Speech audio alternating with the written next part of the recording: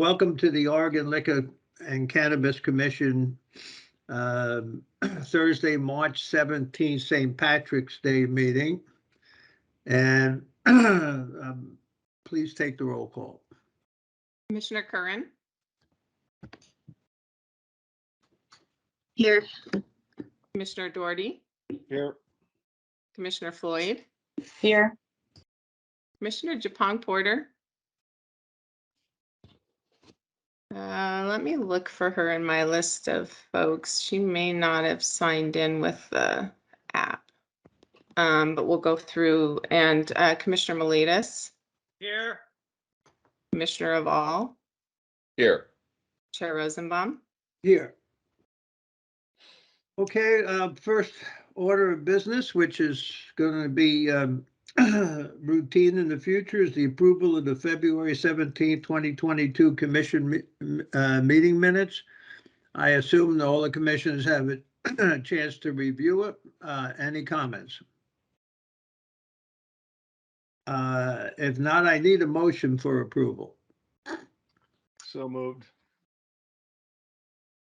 Commissioner Doherty made the motion. We need a roll call vote on that, don't we? Yeah. Okay, Commissioner let's take Curran. it. Yes. Commissioner Doherty. Yes. Commissioner Floyd. Yes. Commissioner Japong Porter. I don't see her in the list, Chairman. Commissioner Miletus. Yes. Commissioner Aval. Yes. Chair Rosenbaum. Yes, and let's keep the roll open for Commissioner DePong Porter, please. I'm assuming you'll try to reach her, Laura, and find out what's going on. I'll do my best, Chairman. Well, I know gotta you run the can't do it, but presentation. we need somebody to do it. One, I want to know what's going on, and two, obviously, I want her present for the presentation, if at all possible. Oh, I see her. I see her there. Good morning. There you are. Morning. We missed you. Sorry. I've been working. Let's keep the roll open. Would you please, Commissioner Gapon Porter, please say you're present for the meeting so we can close the roll? Commissioner Porter is present for today's meeting. Thank you. And welcome. Thank you. Our next order of business is the Oregon Distillers Guild update. Both the president and the legislative chair will present. Tom, the floor is yours. Thank you, Chair, and the OCC Commission for having us here today. I hope Laura Paul will bring up our PowerPoint presentation shortly. Anyway, I'm Tom Burklow. I'm the current president of the Oregon Distillers Guild and also the founder of New Deal Distillery. With me today is Brad Irwin of Oregon Spears Distillery, and we're going to give you a brief update on the state of the Oregon distilling industry and the role of the Oregon Distillers Guild. And we're going to break it into two parts. Hopefully, we'll just talk a few minutes each, and if you want to do questions, we can, answer any between each of us. We're going to target about 5 minutes each. Probably run about 7. Can I interrupt you one Yes. second and just ask if you're on the meeting and you're not muted, if you could do that, that would be helpful for background noise. Thank you so much. Cool. All right. Well, thank you again for having us. Next slide, please. So really, this slide should be a question mark. To kind of understand where we are today, I just want to give you the briefest history of the craft distilling industry in Oregon. This is a really young industry. And kind of quickly, my story, 2001, I had the idea after the 90s, hey, why don't I make vodka? And my friends are like, can you do that? I don't know. And in 2004, I got my license at the same time as House Spirits. And if many of you might know, Lee Madoff and Christian Krogstaff went on to form Westward Whiskey and Bull Run Distilling. But at that time, it was a very small industry. We had $3,000 for a still. We had a 10 by 12 foot room. We got our license in 2004. And literally, one thing I learned early on, there was no craft distilling industry. The regulatory people didn't know what to do with us. The bartenders didn't understand. Spirits were being made in Oregon. Distributors couldn't handle us. Consumers weren't aware of us. We were really in the wilderness by ourselves, just kind of learning our craft. And this is in 2004. Definitely, you know, those of us who were starting this believed that there would be an industry someday. And I think really it was just a question. Can we make great spirits? And can we create an industry? I think sometime around 2007, I heard someone say there's 100 craft distilleries in America and 10 of them were in Oregon. Next slide, please.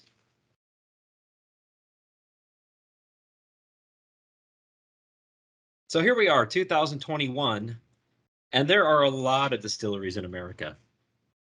And if you notice, just like craft beer, Oregon leads the way. We have 78 distilleries in Oregon in 2021. And if you look at the per capita numbers, we have the highest per capita number of distilleries in America. And I think that's a testament to sort of our pioneering spirit, and we like to make things here. You kind of look at the West Coast, we beat them, and even the other distilling states, Colorado, Pennsylvania, New York, we're just head and shoulders above the rest. And you have to understand that this has took place in just a period of about 10 years. I mean, I date the beginning of the real industry at around 2010. So all over America, this is a fast-growing industry. Next slide, please. Brad Irwin thought it was important to point out that we have 78 distilleries and Kentucky only has 71. So we take some pride in that. This is just established distilleries. There's probably a dozen more licenses and people doing startups. Cool. Next slide, please. So kind of where are we today from kind of our beginnings like 10, 15 years ago? In the Oregon liquor stores,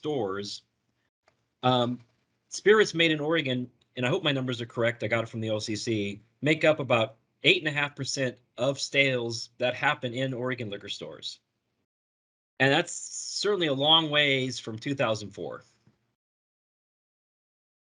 All right, next slide, please. So another component of a distillery tasting or a distillery is our tasting room. And in 2020, we had about $8 million of sales through our tasting rooms. What I think the OCC calls our distillery retail outlet. Now that includes also, that's both what our tasting room is and our license to sell at farmers markets. And you notice 2020 was a bit of a dip. I'm not sure what happened there. Something got in the way. But in 2021, we rebounded to $12 million in sales. That's the aggregate of all the sales that happens through our direct sales. And if you think about the previous slide, $66 million is through stores and $12 million is through our direct sales. So maybe, I don't know what that number is, 20% of our sales. Yeah, someone can do the math, are kind of through our direct sales. But one thing to kind of note is for a small distillery, that number is really large. Small distilleries just need that tasting room to get established. And then once distilleries get established, they grow their sales in the state, they grow their sales out of the state. Hey, Tom. So, yes. I'm not going to ask you what your profit is, but it seems to me that if it's 20%, your profit's got to be way higher on the tasting sale room than on anything else, correct? No. Okay, explain that to us, please. Well, once you're established and you have like long-term sales relationships and you have, well, not to get too technical, but a 50% gross margin on a product and you can sell outside the state, then and you have volume, you're good. For many years, the tasting rooms were not profitable at all. And that's why we're going to get to this later, what the importance of SB 316 was. And so I think now you can run a modest tasting room, but there was a confusion for many years that the tasting rooms were like liquor stores. These are high volume operations. Literally, a liquor store has all the marketing dollars of every single brand in there. Whereas we are just most of our tasting rooms were just marketing opportunities, you know, to sort of like introduce customers. But to make money, you have to get outside your tasting room. But it's only since SB 316 that you could at least run your tasting room as a profit. but I think we might get into that in a little bit later.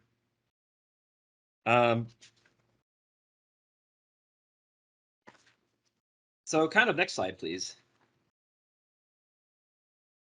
So quickly, just kind of talk about the impact of COVID. I mean, the previous slides kind of gave the idea of smooth sailing, you know, a little dip and then kind of rebound. But the reality, COVID was completely disruptive, and it's still disruptive. Overnight, I lost my bar business, which was 10%, 20% of my Oregon sales. I lost all my out-of-state sales because that was bar business. My tasting room was closed. We had liquor stores. We couldn't do events. Everything was in upheaval. For 8 weeks, I made hand sanitizer. I personally worked 7 days a week, 10 shifts. I'll never want to do that again. Then for a month or two, the OSCC gave us emergency authorization. We could take orders on the phone. We took phone orders for probably a month and a half straight where people were just calling us and picking up, you know, outside our distillery. Still nobody coming in. And then we were allowed to set up online portals, something that was never allowed. And then we had, you know, people could order online and get ready for pickups via, you know, computers. And probably about 10 other things happened that year. People who were ready to drink cocktail brands took off. Some brands lost a lot of sales. So I think the aggregate picture kind of hides the fact that how we sell, where we sell, who we sell to, what we sell really changed drastically over 2020 and 2021. And it's only now getting slowly back to sort of like pre-COVID trends. Kind of how we survived, thanks to the state of Oregon, the OLCC, emergency rule changes. I know that PPP and other programs saved a lot of distilleries. And I think our own innovation and resilience and just being able to quickly adapt to new circumstances. I never want to do that year again. Let's just put it that way. So let's move on as much as COVID doesn't want us to move on. Next slide, please.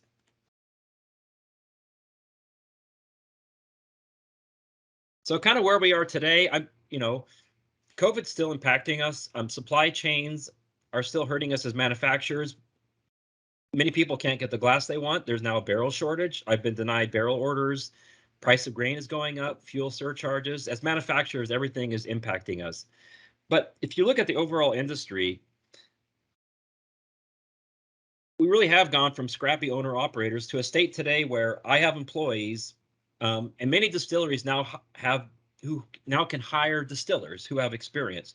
Back in 2004, you couldn't put a job ad out for a distiller who had the skills. So we now have like a skilled workforce. We now have vendors. We now have distributors who understand craft distilling.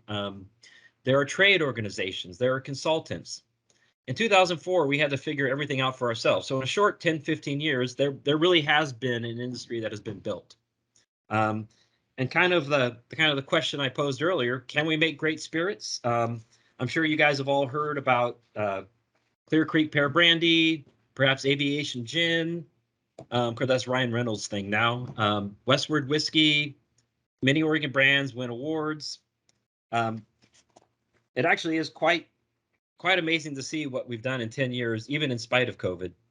But there's still a lot of challenges ahead, and Brad will talk about that in a minute. All right, next slide, please. Kind of want to talk about the Oregon Distillers Guild, the role that it plays and has played. It was established in 2007, and the Oregon Distillers Guild was the first distillery guild in America, and it became a model for the other distillery guilds that take place in other states. And its purposes are, educational, legislative, and promotional. And I really just want to talk briefly about its legislative role and kind of as our voice as this new industry. One thing we realized early on is this industry was really built around big brands, high volume, big dollars, and there wasn't really structures in place to allow small companies to thrive enough to grow to medium-sized companies. At one time, we weren't allowed to sell at farmers markets. That's how we get to our customers. That's a change that we work for through the Oregon Distillers Guild. There was something as silly as spirits aren't beer and wine. If you want to let someone try gin, you want to do it with tonic in your tasting room. We weren't allowed to do that. all along the way, we were faced with rules designed for big companies, tax rates, regulation, fire marshals. And so, yeah, we have to work to actually create the rules, just like the beer and wine did, to say, hey, smaller companies have different needs than big companies. And so that's kind of, what the role of the ODG has been. And we appreciate the partnership of the OCC in helping us, make a place for people like me to actually invest and grow a company and, do the hard work to try to make this industry successful. So any questions at this point before I turn it over to Brad?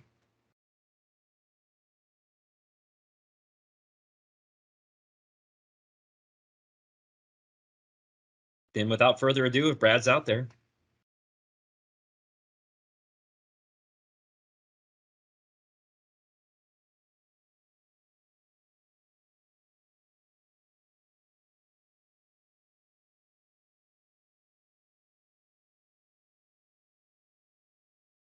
Make sure Did we- he's. Yeah, I'm pretty sure I gave him rights to talk and present. He's got his Got hand his raised, Laura. hand up.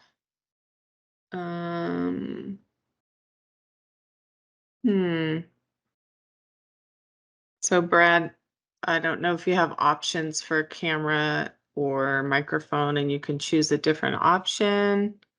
I see that you should be able to.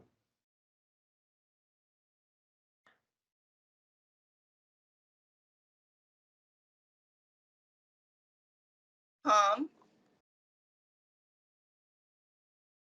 Broken Yes. out? Mic is off. Tom? Hi, Dr. Fay. Good to see you. You as well. That was a wonderful presentation. Can you tell me or tell us specifically what or concisely what some of your needs may be? Can you itemize them in a brief format? Well, some of this Brad will talk about. One, and kind of like to the chair's question about tasting room profitability.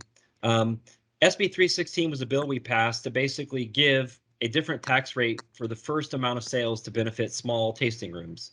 That had a sunset clause, so we would like to make that permanent. It's definitely an issue that we're working on. Out of state, and this is beyond the commission, there's distributor consolidation, so we need to find a way to market our spirits out of state. Other supply chain issues. The OLCC has actually been our partner in allowing, with their new warehouse, hopefully we can do more products. But I think on the local level, the tasting room is the #1 issue for the small distilleries. And like I said, making the tax rules of SB 316 permanent instead of sunsetting them, because that's what allowed us to go from break even to losing money to actually hiring a bunch of staff. And I just want to say real quick, we did a survey of our membership before this about the impact of SB 316. Across the board, it was small distilleries. Someone's wife could quit and work full time, hiring people to manage that. That money immediately went into the investment and to grow that side of the business. How large was your survey sample? So we have about 80 distilleries, about 50 of them are members of the Oregon Distillers Guild, which represents about 90% of the volume in the state, and about 23, so about a third to a half of the biggest distilleries responded. Thank you.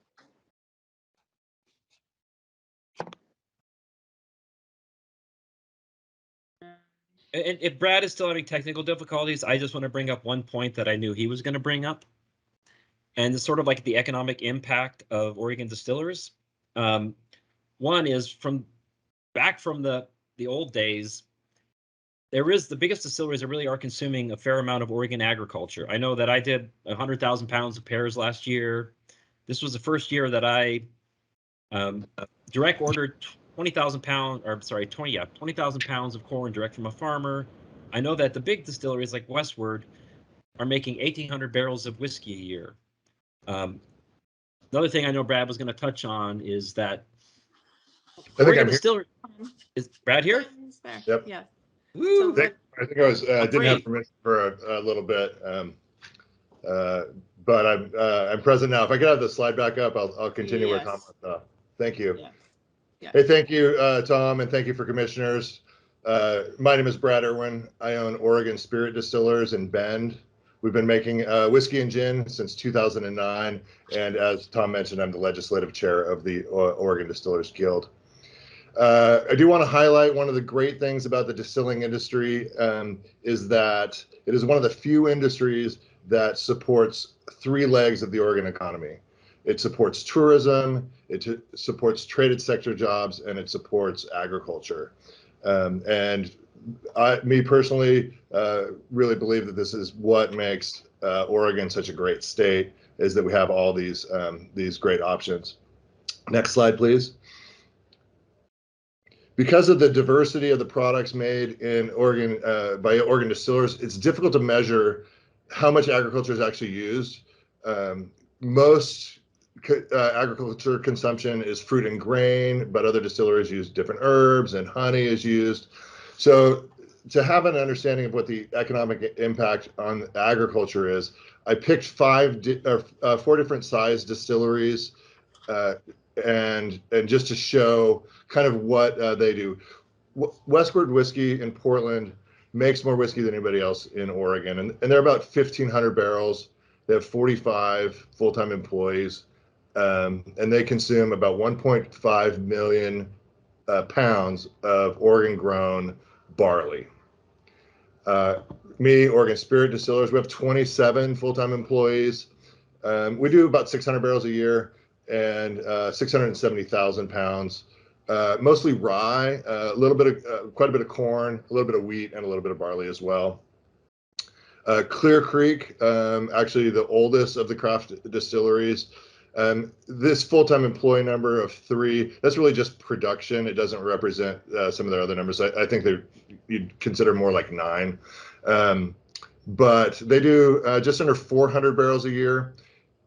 Most of their products are fruit-based and about 750,000 pounds of Oregon-grown fruit. And then one of our newest colleagues, Branch Point Distillery in Dayton, he's a 3-person operation. He does about just under 100 barrels and just over 100,000 pounds of grain. Again, I picked these distilleries just to give you sort of a scale of what our 78 different distilleries might be doing. As legislatively, we have a short-term goal, kind of a medium-term, and a long-term goal, and I'd like to share those with you as well. So next slide, please.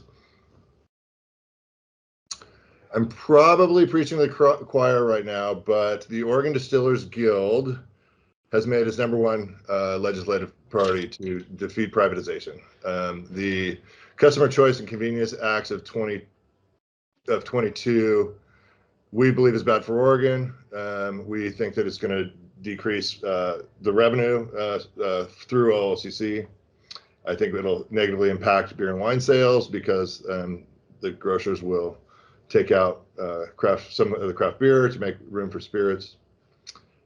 As you saw in Washington, when you move liquor to grocery stores, suddenly there's a new access for minors, which we think is bad. Certainly, OCC agents, their revenue specifically will drop, and I believe it'll negatively impact the craft distillers' sales as well.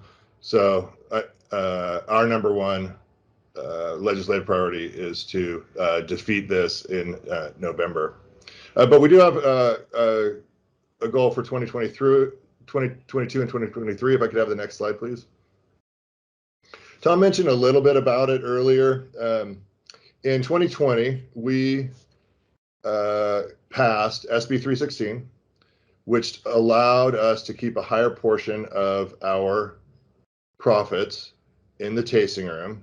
And the tasting rooms in Oregon went from unprofitable to profitable. And Commissioner Rosenbaum asked a question earlier about profit margins in tasting rooms. the factor that makes it difficult is in a tasting room, you have to staff it. And so when you if you're open, you have an employee there that's making $16 to $18 an hour. And that if you're wholesaling to OLCC, you don't have that employee. So so tasting rooms are generally break even. Maybe you squeak out a small profit, but they're really marketing opportunities, which is great. I think they fill their role. When we passed 316, the legislature did want to put a 4-year sunset on it just to make sure that we were going to meet our goals and that it was going to work. 316 was going to work as intended. They also put a $250,000 cap on it so that if you generate revenue past $250,000, you go into that higher tax bracket. I'm proud to say we pulled our membership. And we achieved the 3 things that we set out to do with SB 316. 50% of the membership that we pulled has hired 1, 2, or 3 new employees as a result of SB 316. 50%, and not necessarily the same 50%, but 50% also reported that they took that money and either invested it in new equipment or in expanded inventory to grow their businesses. And also, I think that all of the distilleries would credit that as giving them the ability to survive. And although when we started SB 316, we didn't expect a global pandemic, but the fact that we only lost 1 or 2 distilleries through the pandemic really does speak to the resilience of this industry. And it's something that we should be proud of, because not all industries were able to weather a 2-year pandemic. Having achieved the goals and having the ability to show the legislature that SB 316 is doing its intended effect, in 2023 and 2024, we hope to make SB 316 or the effects of SB 316 permanent, so that for future generations, we can continue to have profitable distillery retail outlets. Some of our members are finding that $250,000 cap is disincentivizing growth. So I do hope that we can raise that to allow us to continue to grow. But I'm really proud of what 316 has done so far, and I hope that you all will help support it as we move forward. So next slide, please.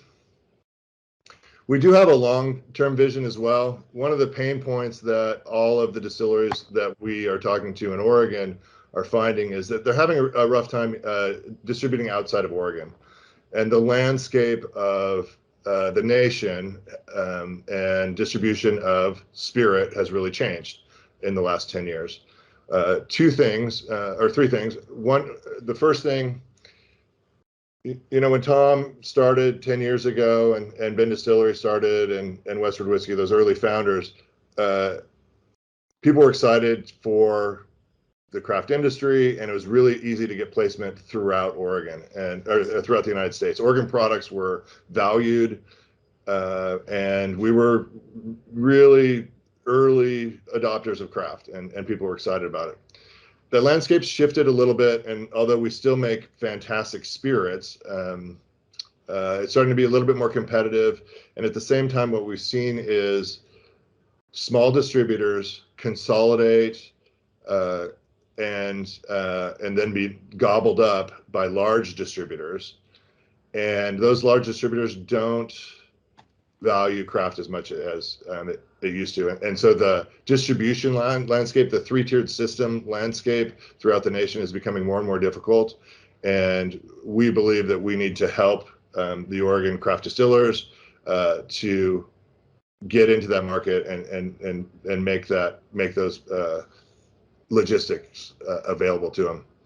We're also seeing retail chain specific be an important part of distribution if it fits for the distillery. This is like Total Wine and Bevmo and Costco, where you're only supplying to these large retail chains.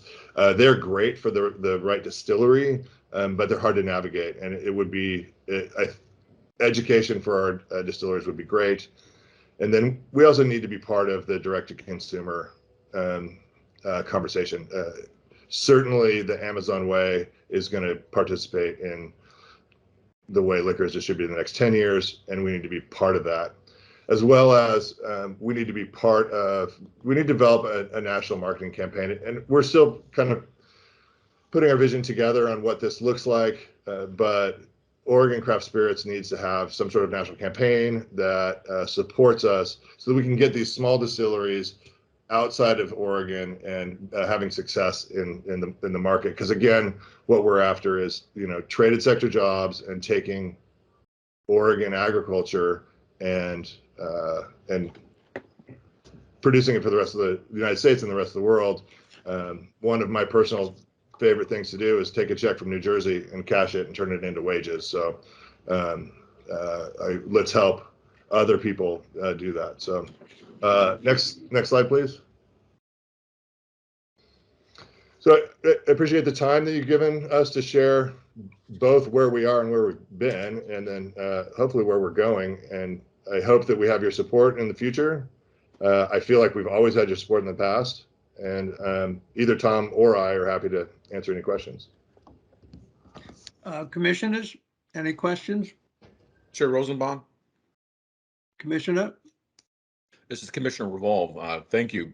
Two questions. One, are you in a position now, which is of course much different than it was 2 years ago, where you're having success finding employees throughout the industry here in Oregon?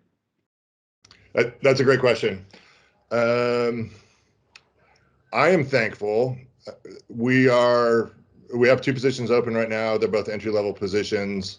We are closed 2 days a week in our tasting room, partially because we can't find the people, but on the production side, we are holding our own. We saw wages increase, which I'm really proud of, but you know, we went, in order to compete with the shortage of labor, we saw almost a 20% increase, you know, kept our people, and I'm happy to do it, but it wasn't expected. So I'm almost fully staffed, and I'm sure we'll get there. Tom, do you have any comments on it?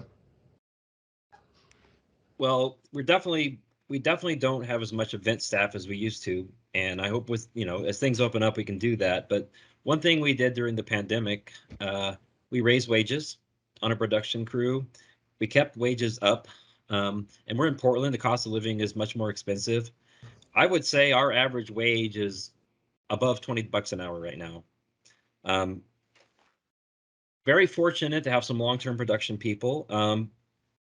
But yeah, without raising wages, which I'm happy to do, it's really hard to find, you know, the right sales and marketing people. There's just a lot of disruption right now, but we haven't fully opened yet, like in terms of like, hey, we're doing events. And so we'll see what happens when we get there. But yeah, I think it's a wage issue, you know, and you just have to pay more. And I think it's about time, you know, the workers got paid a little more. So we're working, you know, less staff, but at a higher wage rate.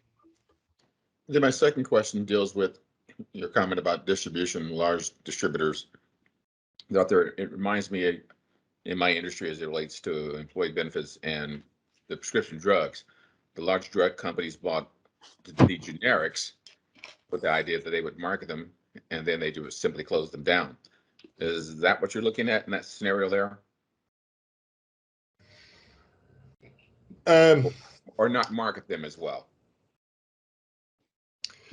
The larger distributors, Southern Wine and Spirits and Republic National, yes, in some part, they see some people are representing small competitive brands that are starting to get a foothold, and if it isn't quite enough of a foothold to continue to produce them, yes, they'll put you in the back of the warehouse, and you won't see. You know, technically you're listed, but the salespeople out there in Georgia and whatnot won't be representing you, and so we do see some of that, and some of it is just a large company is better with dealing with Jack Daniel's, Jim Beam, and Kettle One, and they have a hard time fitting the needs of the small distillery, and so it's a two-part. So yes, partially. But is there something that we can do that would assist that? I think that as we continue to be successful in the marketplace, our brand, Oregon makes great whiskey, or great Oregon spirits, or what starts to make us more recognized and gives us more force in the marketplace, and we start to get some shelf space. I'm in 26 states, and I love it when I go into a store to do a tasting on the East Coast and I see other Oregon brands next to us, because it makes me look better, and it makes Westward whiskey look better. And so it's a little bit of the distribution is going to come with successful marketing, and as more and more of us become more and more successful. It's one of the reasons that the Oregon Distillers Guild spends so much time helping each other make a greater product. And I think, I'm not making this up, I think I learned this from the wine industry and looking at 40 years of the Oregon Wine Board sharing education and sharing supply chain and sharing paths to market. And inside of Oregon, craft distillers are probably competing against ourselves. Outside of Oregon, we're competing against the world. Thank you. Any other questions? Chair? Yes. Tom and Brad, very, very good presentation. Great presentation, very informative. Tom, I didn't realize that we have more distillers in Oregon than Kentucky has. So that's awesome. That's great. Congratulations to our industry there. I also appreciate your challenges throughout the past couple of years. I know that they are very much in sync and aligned with the restaurant and bars. The hospitality industry has gone through many, many challenges. Tom, I'm with you. I was at my business 7 days a week, trying to stretch 25 hours in a 24-hour day, you know. You touched base a little bit on the wage challenges, and you're incredibly correct, 100% right. Another challenge that I didn't hear you touch base on is the new cat tax that was just imposed this year. Do you have, which is, for all those that don't know, it's the new commercial activity tax that is, we're starting to see the impacts of that on the corporate returns this year. Do you know how impactful this will be to Oregon distillers and your small businesses out there? I really can't speak to it. I believe it's north of $1 million in annual revenue is when the cat tax takes in. I'm not 100% sure on it, and I know that, you know, we are definitely above that mark. I you know, relative to our size, I haven't noticed its impact. I mean, I think it might be a question for someone like Westward or someone a little larger, maybe Brad. You know, as you kind of get from like that medium size and you start to inch towards the larger size. So maybe Brad can have more insight on it. Yeah, so north of $1 million with sales in Oregon is my understanding. And my tax, we filed an extension this year, so I haven't seen the light on it yet. We will pay it. So 1.5% in a competitive price point is difficult, right? So I'm trying to hit, I have a gin that's out there. It's a $30 price point. It's a great price point. And I'm competing against national brands that are paying they're trying to hit a $30 price point as well. In the Oregon market, I have a 1.5% disadvantage against the national because of the cat tax. Relative to other taxes that we pay, it's if I could eliminate a tax, it probably wouldn't be the cat tax, personally, because there's some other larger things that affect us. I am thankful, and it's my understanding that it only applies to the sales inside Oregon. So since the bulk of my business is shipped out, and I think the goal of the distilling industry is to ship out. You know, it's nice to get some sales in Oregon. It affects us. It affects us at the price point in Oregon. But it's not the first tax I would eliminate. I appreciate that. Thank you, gentlemen. Thank you. Well, I particularly appreciate your industry. I love the at least twice a year presentation. I think it's important to us to stay right up on top of it. There's a lot of things that we don't know that you know, and that's the whole reason why I insisted upon doing this. My heart goes out to you. I mean, every single thing you talked about from an entrepreneurship point of view, I've been through, not once, but probably 4 times in my lifetime. The labor shortage issue, which affects everybody, I'm not going to get into it, but there's some simple solutions to that. If you got into a political discussion, which is not the purpose here, but sooner or later, there is a solution to the labor shortage. We'll see what happens with it. Your out-of-state distribution, I have a wonderful saying for one of my own products. You can have the best product in the world. If nobody knows about it, you have the best product in the world that nobody knows. And in order in this world, in order for you to be heard and seen, it's people start businesses and they just don't understand the difficulties without getting into it any further. And I think you did a very good job. My only comment, 2 of them in terms of, listen, I asked that question about the tasting rooms because that is a possibility somewhere down the road where you can increase your profit margins, but you're not going to do it solely by reducing taxes. You have to think outside the box on that. And those tasting rooms is a really good opportunity for you in the future if you think outside the box. I have 3 or 4 thoughts already on what to do with it, but that's not my job. That's yours. Last statement I want to make is that on the cat tax, I've been around a long time. The legislature, there's no criticism of this, it's an observation. Legislatures across the world pass tax legislation. And until 10 months later, when your accountants get a hold of it, analyze it, look at it, and then tell you what the results are, the hue and cry does not come up until after the tax accountants tell you what the hell you're doing. And I have seen that 100 times over in my own businesses, and I thought I was I would look at that and say, are you out of your mind? And yet when this passes, there's no consideration in some ways. I'm not talking about the Oregon legislature. I'm just talking in general. There's really no understanding of how it affects the businesses. So I don't know if there was a question, and there isn't. I just want to thank you all. You guys are great. It's important to us. Laura? Chairman, I think Commissioner Miletus had a question. Oh, good. Go ahead.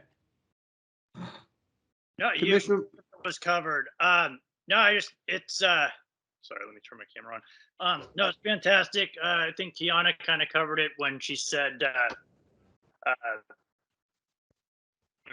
your coverage of the fact that we've got more craft distilleries than Kentucky, and in Cher's sort of statements. I think marketing is going to be key. I have the privilege of being able to talk to a bunch of your members, and I think there's some great stuff in the works. Anyway, I can support, the commission can support. I know we're all in this thing together. So please, yeah, as Chair said, don't be strangers. Come in every once in a while. I think, we got a great legacy in the state, even though the craft industry's newer. You got a great heritage with brands like Hood River. They've been fantastic. And yeah, anything we can do to support, please let us know. Laura, just put it on the calendar every 6 months. That's what I thought we were doing, aren't we? Okay. Thank you, guys. Appreciate it. Mr. Chairman, if they go off, this is Director Marks. I just want to make one comment here about, this whole scale of the industry, and I think what they described to you and the maturity they're getting at really looks to us, we got a budget process, we got a legislative process. They're primed to have some sales and marketing help both nationally and internationally. I remember going on trade missions, right? And the governor's taking trade missions to Asia as our wine industry was developing. I think there's a role here for us to play, and I'm committed to engage with them on your behalf to see what we can do to support those efforts. Well, Steve, you have to be deaf, dumb, and blind not to understand that we're 100% behind them. Thanks, guys. Steve, you're up. Thanks. Commissioner I'm Moore. up. I don't have a big report this time. Of course, you know, we got the warehouse funding. We're moving forward to sign the purchase sale agreement as soon as possible here, doing our work on that. And getting ready, as I said, to prepare our budget now, our legislative packages. All that process moves fairly rapidly to June. You know, we're a year out before we get to initiate that budget for 3 years out. So we'll be bringing those issues to you that we think are important in the budget to advance our causes and be reporting on those in the near future here. But otherwise, good legislative session overall, as you well know, and you got more to come on the agenda and some important store decisions to make today. So I'll end it there. Had a great conference at NAPCA. Commissioner Doherty, Commissioner Miletus.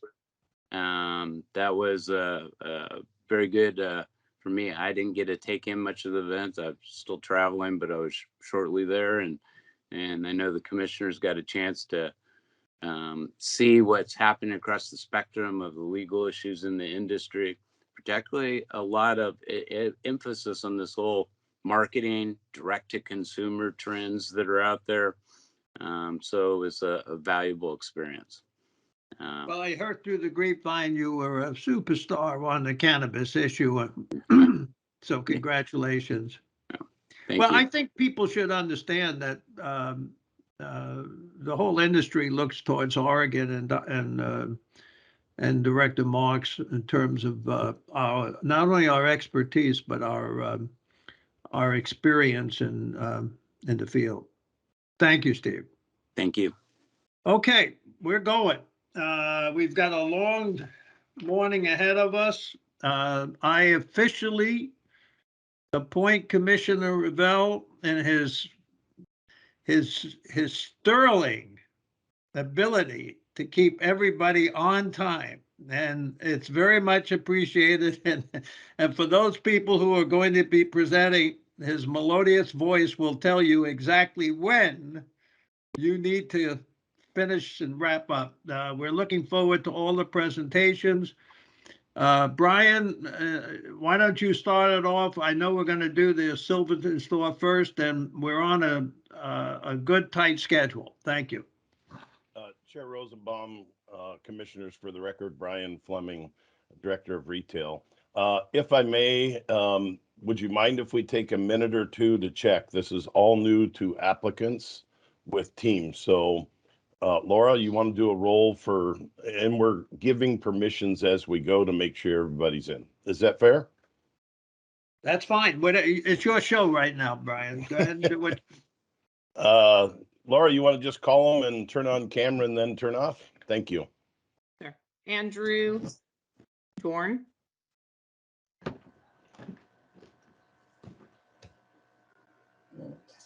Yes. Great. Can you hear me? Yep, we can hear you. Do you want? Oh, and we can see you. Thank you, You can Andrew. see me too? Perfect. Awesome. Okay, we'll be back to you in a minute.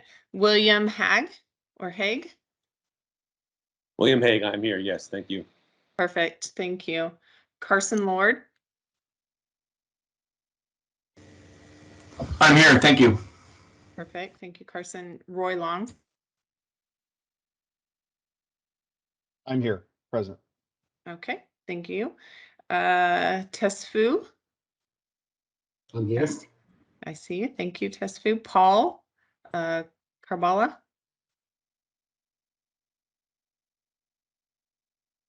I'm here. You see me Great. now? Yeah. Thank you. Okay, thanks, Paul. Steve Gray.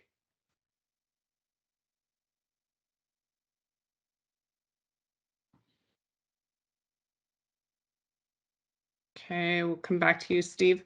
Nirdash Kala? Yes, I'm here. Sorry. Okay. Perfect. Thank you. Karush Shirin? Good morning. We are here. Oh, there you are. Thank you. And Derek Sims.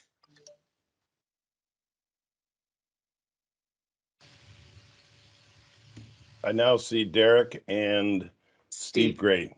Steve, Perfect. can you unmute for just a moment? I'm here and present. Thank you. Thank you. Great. Looks like everyone's here. Chair Rosenbaum. Thanks Jim Helgett in the background who's been working to solve these as we began. But today we're here for two stores, 1008 Silverton and 1141 Salem North. This comes as a result of two agents, just so happen to be married. They put in their time, and Jeannie, Jeannie, and oh boy, Denny, Jeannie, I believe you're on the line. Thanks for listening in today. But today thank you. So today we're here to appoint for these two stores. I think I've heard through Jim Helgett that their hearts now are in Arizona, and so they'd like to begin the retirement phase. So congratulations, Jeannie and Denny Stoll. Boy, I'm fumbling today. Here we go. So for 1008, first up will be Andrew Dorn. And I'm going to say one more time, if you're presenting, please turn on your camera, unmute. If you are not presenting, please turn off your camera and stay muted. And again, Commissioner Revol is an excellent timekeeper. He'll give you, I think it's up to 6.5 minutes. He'll give you a 30-second reminder to wrap up. 5 to 7 minutes total. We appreciate it because they are under a time schedule. Thank you, Commissioner Revol. Well, good morning, everyone.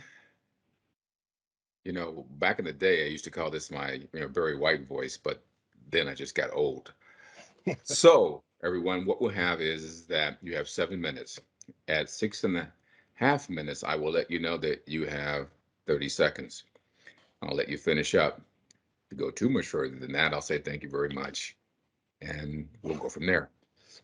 If you're interrupted and asked a question by one of the commissioners, I will stop the clock, and you will not lose any time. So, when you're ready to go, start by introducing yourself, and away we go. Thank you. Thank you, Commissioner Revol. Andrew Dorn, every applicant, please state your name for the record, and then let Laura know when to begin. Thank you. Thank you, Chair Rosenbaum and Commissioners, for your time and allowing me to present in front of you today. My name is Andrew Dorn, and I'm excited to be here today to share my strategic business plan for the Silverton Liquor Store. I'm ready to go. I come with a deep background in retail and sales experience. At the age of 19, I started working for Meyer & Frank and was quickly promoted into management. It is there that I had learned a tremendous amount about retail sales and customer service. Over my 8 years, the sales of my departments more than doubled, going from under $2 million in annual sales to over $4 million. I was responsible for proper cash handling, inventory audits, cash drops, all scheduling, employee sales training, and mitigating product theft through well-trained employees. My next career step took me into real estate sales, and I thrived over the next 16 years selling mostly new construction homes. Please go to page 4.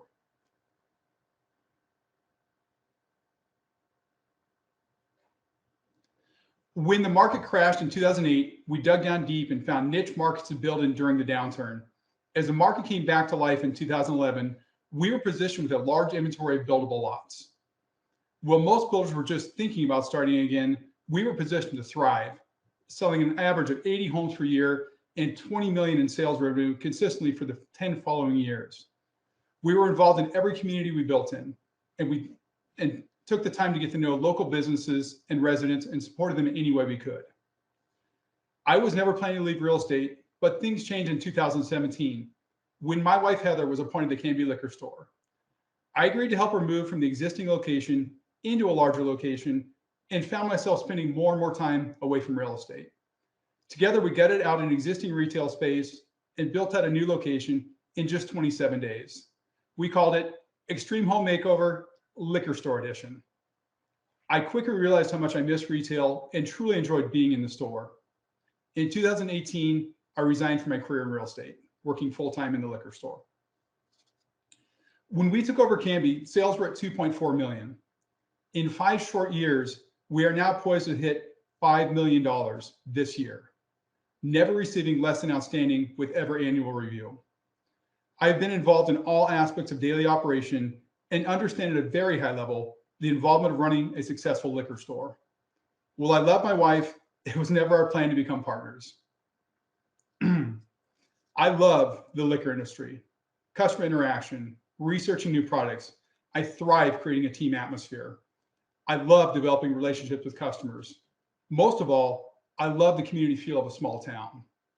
Early this year, I told my wife she could fire me if 2 particular stores ever came available, and happens to be Silverton was one of them. Please turn to page 7. Silverton alone offers a slow and steady population growth, averaging 200 new residents per year. Additions of 2 newly developed neighborhoods and a master plan community will be the largest influx of available housing Silverton has seen in the last decade. I want to reach outside of Silverton and grow this location within the outlying areas. Silverton offers a small percentage of diversity. This drastically changes as you look into the neighboring cities. While only 6% of the residents within the 3-mile radius of Silverton are of Hispanic descent, this number jumps to 26% within 7 miles. Ensuring that we are catering to the product requests of all cultures is imperative while creating a team of diverse employees to achieving the strategic sales plan I have for the store. Please turn to page 9.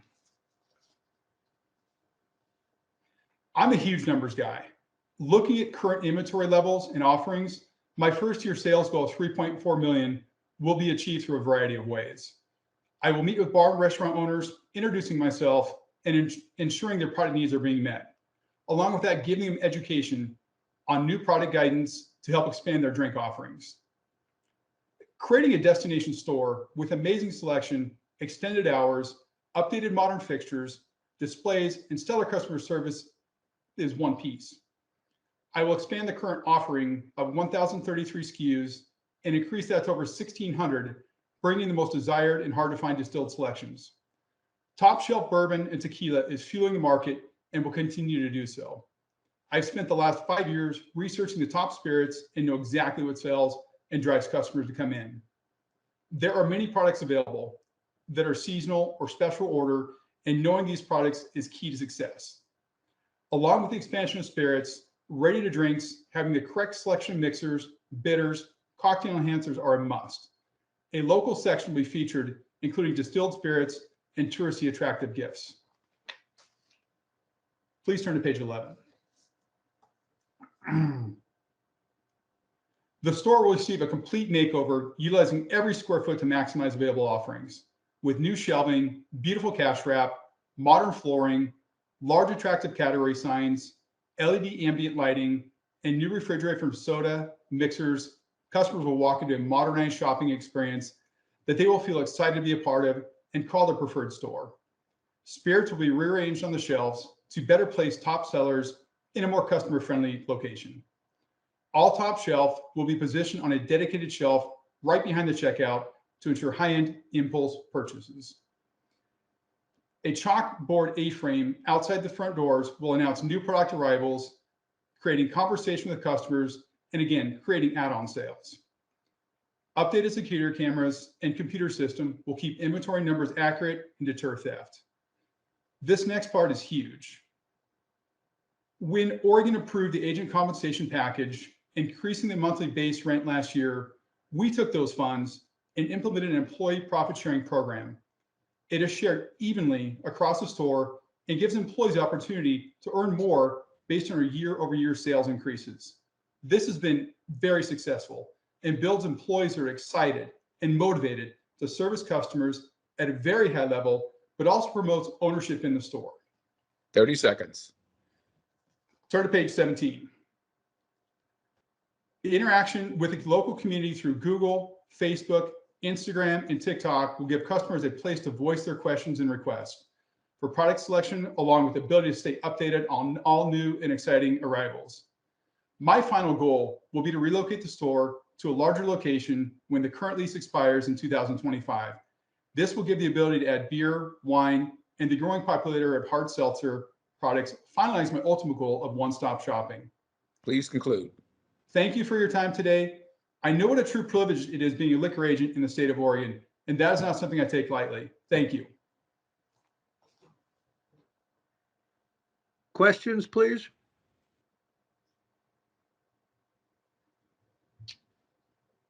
But if there's none, you did a wonderful presentation. I just want to go into the meeting clear on one point. Yes. You said, I love my wife, but it was never intention to be partners. What does that mean? I went into this, when she first got the store, my intention was to help her do the build out, get it up and going. And as I found myself more and more, have you ever worked with your spouse, Chair Rosenbaum? I'm sorry? Have you ever worked with your spouse? Oh my God, yes. That's why I asked the question. And she's an integral part of one of my businesses. Yes. I dearly love her, and her and I work great together. I think for me, having my store and her store, I think it's time for that to happen.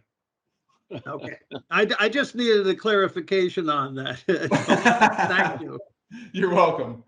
Chairman? Commissioner Doherty. Thank you that was a beautiful presentation and very thorough, and very professional. I particularly like that your profit sharing with the employees. That's a big deal. That's remarkable, and I know that it'll impact the flavor of the store. It does everywhere. So thank you for that.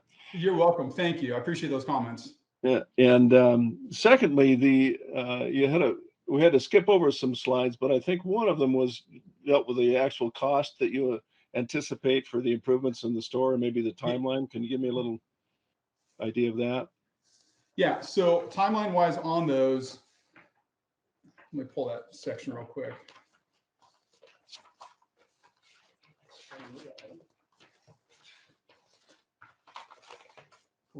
Just in general terms, you don't have to nail it down to specific. So the shelving's in stock. That's immediate. The new flooring is in stock. That's immediate. The only question my flooring is in labor shortages. I think I've got an installer set up to do it within the first week or two. I'm at the mercy of an installer coming out to do it. I've been in the real estate industry for years. I've got a lot of contacts I know that are in it. Those things, I think most of the things on here I can get done. The coolers right away, LED overhead lights right away, updated category signs, displays, pretty much other than the cash wrap. I think most of this stuff, my goal is in the first 30 days to have that store gutted and remodeled and done. Wow. Okay. And any cost estimated on the whole thing? Not item by item. I'm looking my guess is I'm probably pushing 70,000. Okay. Thank you. Excellent presentation. Appreciate it. Thank you.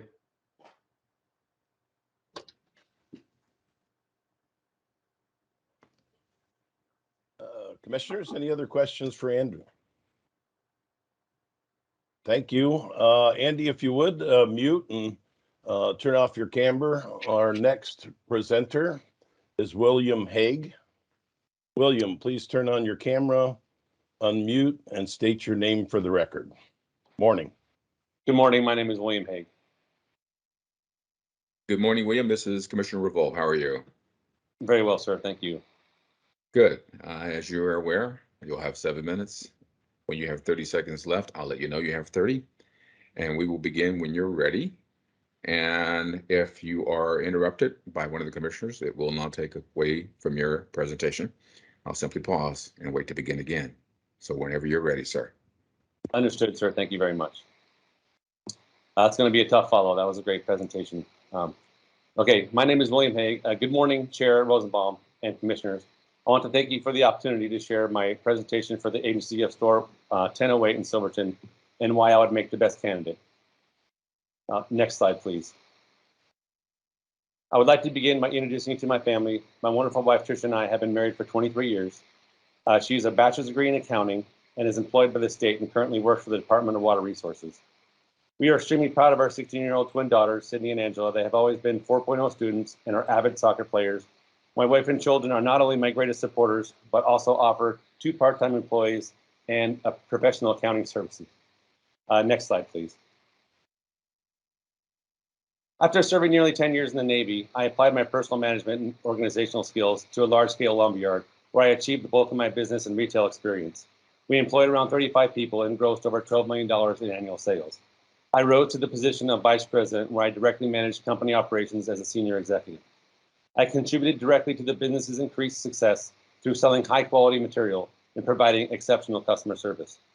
I then transitioned to start my own business, and for the last 9 years have been an owner-operator of my own real estate investment and construction firm specializing in building and remodeling homes and businesses in the Salem area.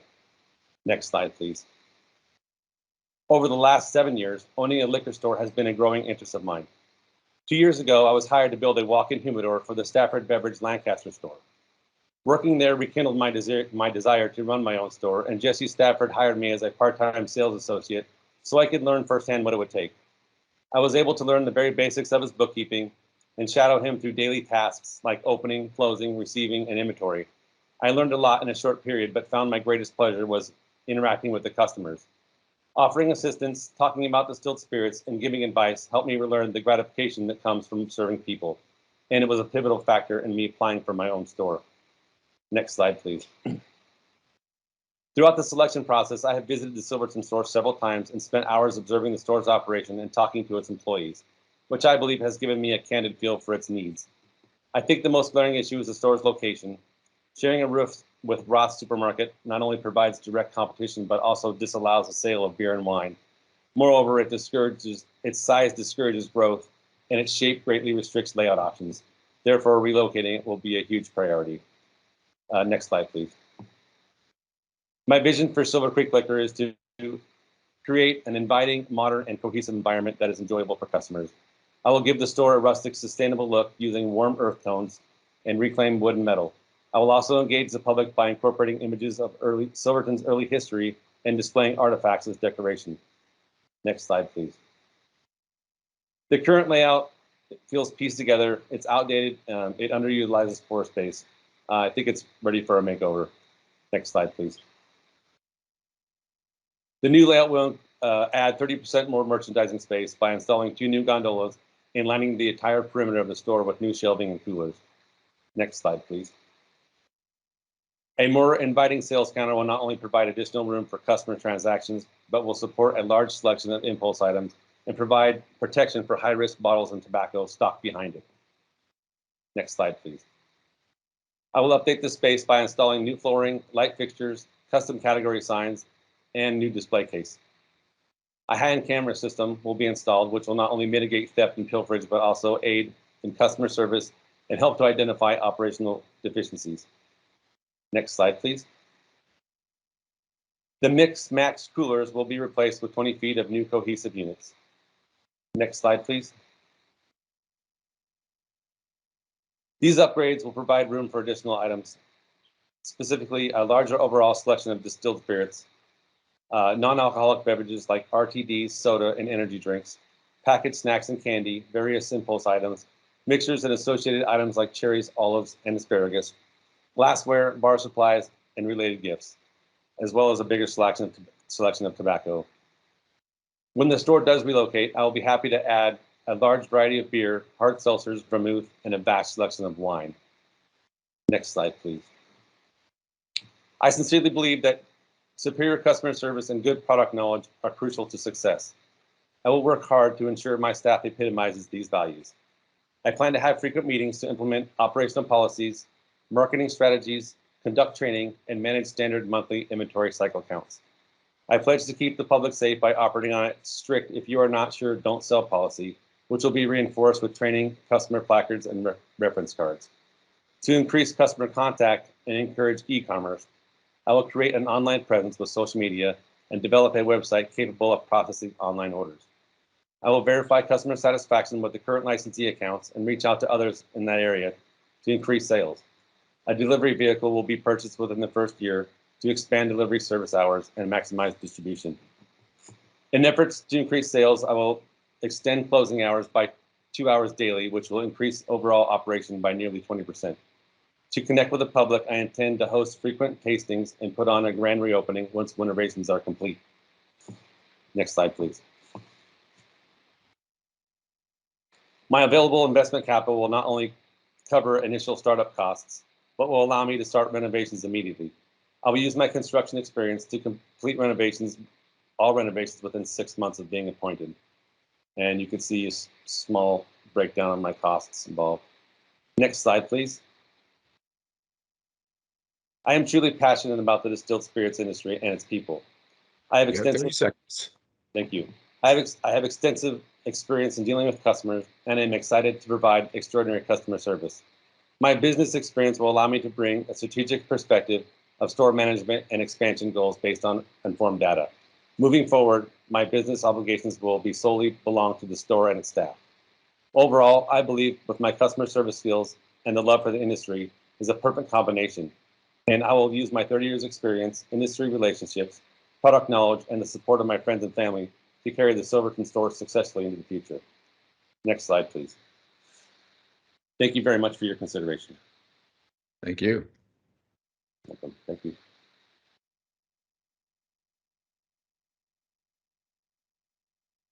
Anybody have any questions for me? I have one question. Yes, ma'am. Thank you for that presentation. It was lovely. Thank you. I was just looking over the breakdown, the cost breakdown. I thought it was a really good idea about the delivery vehicle, but I didn't see the cost for that included. Maybe I missed it. And I also, it's a two-part question. When would you, and I did indicate when you were going to do that, I didn't hear, I'm sorry about that. When would you plan on having that delivery vehicle, and what's the cost of incorporating that, including staffing? How would you staff that? That's a great question. Currently, I'll answer the staffing question first. Currently, I've been to the Silverton store a couple times, well, 3 or 4 times actually, and the staff there, it's pretty well staffed, and I don't plan on getting rid of those people anytime soon. The lady who's been running the store has been doing it for over 10 years for Jeannie and Denny. She's doing a great job, and her daughter works there as well. Me being additional staff would help free up people to increase distribution and more hours, because currently they only deliver 1 day a week, which is a little restrictive. And if we add more people, more licensees, that will definitely free us up to do that. If you look at my cost breakdown, I have nearly $300,000 to invest in the store, and there's about $50,000 left over after making my improvements, and that money right there, and with my profits of the store edging into the 3 to 4 to 5 to 6 month mark, will definitely give me enough money to buy a vehicle and incorporate it into our deliveries. Any other questions? I have one. Did your outstanding construction note to CMB take place on March 1st? Yes, sir. It is. I fulfilled. I do have up to almost $300,000 to invest in my account right now. Well, that's not my question. Oh. Did the construction note actually take place on March 1st? That's what you have in there. Oh, no, it actually didn't. It actually closed 3 days ago. I deposited money in my account 3 days ago. Okay, and then the other 300,000 is from apparently some friends of yours who are opening their accounts for you? That was a backup plan. I didn't really have, I counted on having the $200,000 back, but didn't include that in my original numbers because I wasn't for sure I was going to have it back in time, but I do have it back, and I have over $100,000 in my current accounts, which makes all the money that I have my own. Okay, so the 300,000 that you have on, well, it's 350,000 that you have on your application is no longer needed or applicable. It's no longer needed. The money that I was going to have was. I think I understand it. Okay. The construction loan came through and you have 100,000 of your own, so you have a total of the 300,000 roughly that's available. Correct. Yes, I had 100,000 of my own money to begin with, and the $200,000 I had loaned out to a friend of mine doing a construction investment, and that money is back now. So I have. As of 3 days ago. Okay. As of 3 days ago, yes, sir. Okay, thank you. I appreciate it. And No Chair? other questions? Let's keep on going. Thank you, sir. Thank you very much. Chair Rosenbaum. This is Commissioner Floyd. Floyd here. I've got oh heavens, did we lose him? William, if you're still on the call, can I have you put your video back on, please? Yes, ma'am. Sorry. Oh, no worries. Thank you for your presentation. I just have a quick question for you. I see here that you currently own a general contracting business, correct? That you've had for the last 6 years. Okay, can you tell us what you plan on doing with this business? Because it looks like you're still current. You still presently own this business. That is correct. I will. My obligations as far as business is concerned will solely belong to the store and its staff moving forward, should I be appointed. Okay. Do you have any current bids, construction bids, estimates, jobs out there currently? Honestly, the only job I have currently is Jesse at Stafford Beverage. He does want me to build him another humidor for his new store in Wilsonville, and he told me not to worry about that. He said just do your best to get the store, and we'll take care of the humidor later. So that's the only thing I have going currently, man. Okay, great. Thanks, William. Thank you. Okay, so if there's no other questions, thanks, William. Thank you very much. Okay, Carson Lord, please unmute, turn on your camera, and introduce yourself for the record. Morning, Carson. Good morning. Commissioner Rosenbaum, for the record, my name is Carson Lord. Carson, hi, this is Commissioner Revolt. How are you? Very good, thank you. I just want to make sure you understand that you have 7 whole minutes. And once you get down to 30 seconds, I will let you know you have 30 seconds. Once that has elapsed, I'll let you finish your ending presentation and we'll go from there. If you're asked questions by any of the commissioner members, it will not take away from your time. I'll simply pause and wait for that to end. Then we'll go forward. How's that? Very good, thank you. If we could bring up my first slide.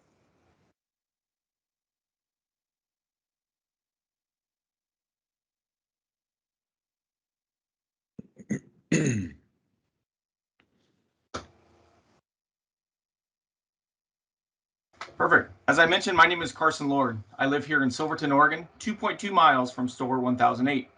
I have successfully owned and operated my own business, a nursery, for the past 17 years. I have a master's degree in business administration with a focus in management. Prior to owning my own business, I had a career in consumer advertising and marketing. In addition, I have extensive nonprofit, trade association, and government board service experience. Next slide, please. I have wanted to own this store for a very long time. I served with Denny Stoll on the Oregon Garden Foundation board 12 years ago and can remember repeatedly asking him if he and Jeannie would hurry up and retire so I could take it over. It's a good thing I'm patient. I would like to start with what I will not change at the Silverton store. First and foremost, I plan to retain the current staff and in particular, manager Deanna McKell. Deanna has managed this store for 10.5 years and has an exemplary record. She receives high marks from the retiring owner, OLCC staff, and current customers. The current location will also not immediately change as it is under lease through May of 2025. We will continue to be open 7 days a week, but we'll add an additional hour of operation on Friday and Saturday evenings. Next slide, please. Now for the things that I will change. Overall, I want to create a store that Silverton will be proud of. I was born and raised here. It's a community where people take pride in their town, schools, sports teams, local businesses, and attractions.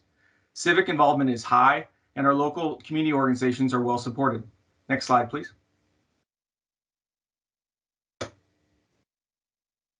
The shopping experience of the new Silverton Bottle Shop will be markedly different. Overall, I plan to convert from this dated mini mart type experience to that of a welcoming boutique liquor store with a distinctly Silverton theme. I want this to be a place both my mother and wife would like to shop because both my mother and wife will shop here. Next slide. The faded fluorescent lighting will be replaced with bright LED fixtures. Additionally, monorail lighting will be added throughout the store and focused on bottle shoulders. The outdated flooring will be replaced with a dark solid surface, and the current island shelving will be replaced with, and the current shelving will be replaced with new black gondola shelves. The single island shelving will be replaced with 2 narrower islands, which will increase available liquor shelf space by 30%. End caps will be installed and will feature revolving local selections, seasonal displays, and current specials. A focus will be put on sourcing and selling unique craft mixers and garnishes not available at the large grocery store next door.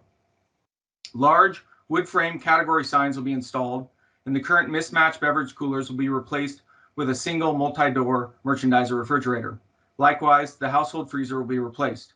Next slide, please. Up front, all of the plexiglass and plastic displays will be removed from the counter area to encourage more interaction with customers and change customer experience. Tobacco and lotto products will continue to be sold, but the large plastic displays will be replaced with less prominent behind-the-counter dispensers. Next slide. The related item selection will increase dramatically, and the sales area will be remodeled with a modular shelving system from Grand & Benedict's. This system can be reconfigured seasonally to feature a changing array of items. The photo area of this shelving system will feature historical photographs of Silverton. Next slide. We will create a number of custom branded items such as gift boxes and glassware to set us apart from our competitors. A dedicated mobile counter will be sourced for regular supplier tastings. A locking wooden cabinet with LED lighting will be used to display an increased selection of high-end bottles. The net effect of these changes will be to create a space where customers feel comfortable, relaxed, and inspired. Next slide.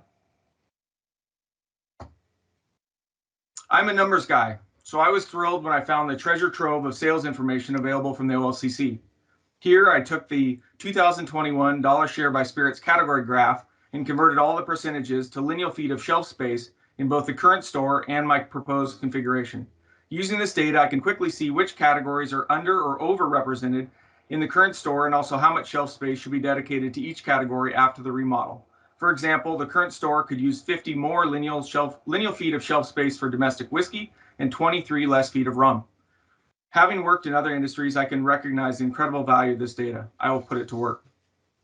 This store will stay dedicated to security and the prevention of sales to minors or intoxicated individuals. I'll maintain the current alarm system and replace the current interior cameras with an HD cloud-based system. The exterior camera system is up to date and provided by the landlord. Education and training of staff to avoid sales to minors or VIPs will be systematic and ongoing. We will continue to do right by our community. Next slide. We will create an active and engaging social media presence using Facebook and Instagram. We'll promote seasonal cocktails and drink recipes as well as current specials. We will also have a traditional website kept up to date with relevant information. Next slide. I hope my personal track record of community involvement will speak for itself. My current business donates to over a dozen local organizations and causes, and Silverton Bottle Shop will certainly follow suit. Next slide. We are confident we can increase consumer sales by 10 to 15% within the first year. We anticipate increasing licensee sales 8 to 10% as this store currently sells to nearly all local licensees. The budget for store improvements is roughly $50,000. The timeline for improvements is within 90 days of the April 1st start date. All funding is in place and plans are complete. Commissioners, thank you for this opportunity, and I would welcome any questions. Okay. Are there any questions from any commissioners? Chair Rosenbaum. Commissioner Floyd? Commissioner Floyd here. Mr. Lord, correct? Mr. Lord? Correct. Thank you for your presentation. Great presentation. I'm going to ask you the same question that I asked the previous presenter, and that is you currently own a nursery business for the past 17 years, correct? Correct. Can you tell us what you plan on doing with that business should you be awarded the Silverton store? I will continue to own the current business. I think I heard you describe the path of an entrepreneur of starting a business, and so I've certainly went through the days of 25-hour days with this, but fortunately now it's at a more mature place. We've been doing the same thing for quite a while, and we have long-term employees, a great manager in place, long-term customer reps. So it's much easier than it once was. And also my wife now has taken, as our kids have gotten older, my wife has taken a lot bigger role in the office. So I'm confident that the nursery can survive just fine without me. Great, thank you. Chair Rosenbaum. Commissioner Doherty. Thank you for your presentation. Very much appreciated. Have you confirmed that line of credit with Citizens Bank? Is that? I have, yes. I have both funds in place. I have personal funds available as well as a line of credit with Citizens Bank. Okay, and what is the extent of that line of credit? I currently have a $175,000 line of credit with Citizens Bank. In addition, that's a current line, whereas in addition to that, will upon being awarded the store, which is now part of the regulatory requirements, your name has to show up on the lease, and you actually have to have the store. But when that's in place, I'll get a separate loan and line of credit for the store itself, if that makes sense. And I've already talked. It's the same bank where Jeannie and Denny have banked for many, many years, and it's the same bank, fortunately, where I've banked with my business for over a decade. So we're both in very good terms with the folks down at Citizens Bank. So there's no surprises on either end from that standpoint. Okay, thank you. Appreciate that. Any other questions? Okay. Mr. Lord, thank you. Appreciate it. Thank you, Commissioner. Thank you, Carson. Okay, next up we have S&R Liquor LLC, Roy Long presenting. Remember to state your name for the record, and by now you've seen how this works. Thank you. Thank you very much. Commissioners, Chairman, for the record, my name is Roy Long, and I'm presenting for Checkpoint Liquor. Roy, I'll this is wait for the Commissioner slides Wall. to come up. I'll let you know when you have 30 seconds left to go. You know how it works, and so take it away when you're ready. Okay, we'll start with next slide, please. This is a quick little summary of ownership. My partner and I are both dedicated to our family. Luckily, we married angels, and we each have 4 children. We're both college educated. My partner is a current business owner and land developer. I myself started my career in the Marine Corps. Upon exiting the Marine Corps, I joined retail sales, both small and large. I managed stores anywhere from $3 to $42 million in annual sales, managing employees from 12 to 120 per store. I became proficient in inventory management, vendor relations, HR regulations, loss prevention, merchandising, and many others. The last 7 years I've spent in public service, where I've become proficient in understanding the complexity of OARs and ORSs and how to implement those. Next slide, please. Some of the things we're going to look at is we're going to maintain all current staff. We want to start a performance incentive program for our staff, similar to profit sharing. We want to reward our employees for the safe and legal sales of alcohol while hitting target goals. We want them to take ownership and feel the reward for the hard work and dedication. We also want to meet with staff and get an inventory of what they feel they need to be successful in their position. Who knows better than the people that have been there for 10 plus years?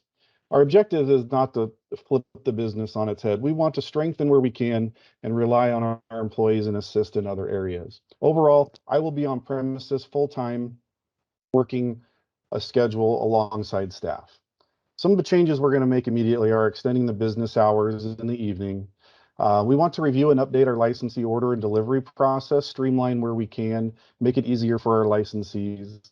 We want to reach out to all our licensees and find out what we can do to improve and hopefully increase our client list. We want to implement a customer special order form. It's something I think is big, and we'd like to implement that moving forward. And we also want to work on daily cycle counts. One of the biggest things I think is keeping an online accurate inventory, and our daily cycle counts will allow us to do that. Next slide, please. We want to do some decor changes, upgrades. It definitely needs a facelift. We plan on changing the color, scheme, installing new flooring. We want to bring in new wine barrel end cap displays to highlight seasonal items. We want to update the cashier counter. We want to extend the wall behind the cashier and add additional shelves for smaller bottle items. And we want to purchase 3 uniform coolers to increase our cocktails in a can and related product items. Altogether, we anticipate this to cost $18,000 to $21,000 and be done in 3 to 5 months. Next slide, please. Here's some examples of the current floor in the bottom left, and up above are renderings that would look like with our new floor. And here are the color palette we're going to go with for the wall and ceilings. We decided to paint the wall and ceilings to highlight the colors of the shelf and bottles. Next slide, please. Here are some current layout of the floor. In the picture 1 in the front left, you see some unused displays. We'd like to remove all those and extend the shelving down to allow for more distilled spirits. In picture 2, you can see the unused shelving on the top. We would like to remove all those displays and use that as an overstock area. And then in picture 3, you can see the access to the storage room. We want to secure that, remove all box stock from the floor, and just provide a more pleasing look. Next slide, please. Here's some examples of the products we're going to bring in. The coolers, 3 of those to uniform our cooler display. Some of the end cap displays, the shelving we'd like to add behind the counter for small bottle items. And then we like the current cashier counter. We just want to update it and provide a better look. Next slide, please. Our first year sale goal, coming out of COVID and some of the restrictions, there's a lot of unknown. We anticipate in the current location, we should see a 4% increase in sales over the first year. This will be accomplished by correct online data, increasing our liquor displays by reorganizing shelves and adding coolers. We anticipate a 10% increase in licensee sales.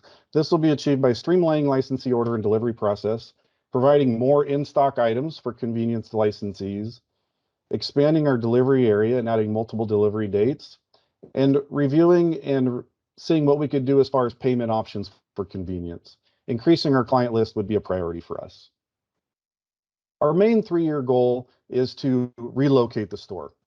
Our plan is to purchase a location, remodel it, or buy a piece of land and develop it ourselves. We think it's going to be important to own the building ourselves. We want to increase the square footage to a minimum of 3,000 square feet to do a complete expansion of our liquor products. We want to provide a designated area for tastings and demos. And due to the current restrictions, we'd like to move it to apply for an O license to increase our traffic counts with the beer, wine, and cider products. We think cocktails in a can are going to be a huge area as well. So we are going to increase our cooler layout so that we can provide larger cocktails in a can. With these increases, with these changes and the increase in square footage, we anticipate a 10% increase in retail sales, mainly just because we could expand the products, increase our traffic counts, and add a whole sector of beer, wine, and cider products not currently carried. Next slide, please. All of this really, in our opinion, means nothing unless we could do it safely and legally. One thing we're going to implement is something similar to the OLCC Responsible Vendor Program and hold quarterly staff trainings. In those trainings, we'd like to cover acceptable forms of ID, how to properly ID, recognizing the signs of intoxication and what minors might look like, methods of refusing the sale of alcohol to minors or intoxicated people, and the consequences of doing such. We want to provide our staff with server education at our expense to better help them make decisions. We would have some company policies on IDing anyone who appears under the age of 35, and we would post that for customers to see along with the valid ID types. We would install age verification equipment to assist our employees in those decisions. In the end, we just want to let them know they're supported. Next slide, please. In conclusion, we understand the responsibility you'd be placing in us as an agent. We will work hard diligently to ensure safe and legal sales. We strive to deliver the highest level of quality service that we can provide through mutual respect, open communication, and collaboration. Our store will definitely achieve more as a team. Thank you. Commissioners, any questions? Chairman? Commissioner? Thank you for your presentation. One question is, you have the private capital company lined up for $1,250,000. Is that correct? Yes, Commissioner. And we do. Go ahead. In the past, we do. I have been part of retail developments and commercial developments in the past, so this is a consistent revolving line that we have that we draw off as needed. Is this under your current company? You have a. I'm not sure I saw that in their resume here. Nope, it's not under the current company. It's under us as individuals, which we could use as business expenses. Okay, and so you're involved in development still? My partner is a land developer. He does it on the regular. That's his main job. He allows me to dabble in it as well, but I'm taking this on as my sole priority, and he's assisting me in that process. Okay, thank you. Thank you. Appreciate it. Any other questions? Chair Rosenbaum? Commissioner, I bet you're going to ask the same question I am, but go ahead. Maybe. I figured it was coming. Well, yeah, no, I'll let you touch base on that one, Chair. I just have a quick question. I see that you're presenting as a co-owner with Mr. Martin. Is he not present today for the presentation? He's not. He had something he couldn't get out of. And since I was taking a blunt of the responsibilities, and I just felt that I could present everything. Okay. Is he going to be involved in this store on a day-to-day? No, he will not. He very minimal. He's working with me, a partner. We do a lot of things together. We enjoy working together. We've known each other a very long time, but I will be the sole responsibility for this endeavor. Gotcha. Thank you, Roy. Thank you. Chair Rosenbaum, I'm going to let you ask a question. I just need clarification. Are you presently working for OLCC? I currently am, yes. I am a regulatory specialist in District 1, the Entertainment District in downtown Portland. I have been doing that for 3 years and feel it's played an important role in me making this decision. Well, of course, and I understand that. I just asked the question because what I don't understand is I'm assuming that if we give you this store, you're going to have to resign from OLCC. Yes, Chair. I have informed my manager of the process that I've been going through, and it was clearly understood that if I was awarded, I would be resigning my commission. Okay, I assume that was the case, but I just wanted that on the record, just so we understand. Thank you so much. Who better to sell alcohol than someone who learned how to regulate it? No, I don't disagree with you at all on that. I think that's an advantage. All right, thank you. Thank you. Laura, we're going to go into executive session now. I don't, unless the commission disagrees, I'd like to do one store at a time and then, so it's fresh in our mind, and then come back. Is that possible? Or, it's up to the commissioners what they want, but I think it's important for us we have 4 of them. Let's go into executive session and make a decision while it's still in our minds. Commissioner Rosenbaum? Yes. Commissioner Revelle. If I may, to all of our applicants, I feel that you're absolutely outstanding. I have so much enjoyed watching the process morph over the last 8 years, and each of you are just wonderful candidates. And I want to thank you for giving us an opportunity to learn about you, understand what you're doing, and what you can bring to OLCC and to the state of Oregon. So thank you very much. I couldn't agree with you more, Commissioner. Thank you. Indeed. Laura, how do we do this now? You're on mute. The phrase of the year, or the last 2 years. I'm going to push a button and you're going to be transformed into backroom deliberations. Wow. It takes about, I know. You're going to beam us up? Yeah, I'm going to beam you up. You can call me Scotty. So takes about 10 seconds. So it's a weird transition, but we'll all get there. And everybody that's in this main meeting can stay here and then we'll be back. So I guess we're going into agent deliberations. Yes, we're going to go into agent deliberations, and I think there's some language I have to say, but I don't have the slightest idea what it is. So that's okay. Thank you. Okay, we're back in from executive session, and Commissioner Doherty, would you please make the motion? This is Commissioner Doherty for the record, and I move to, hold on, oops, I just lost that.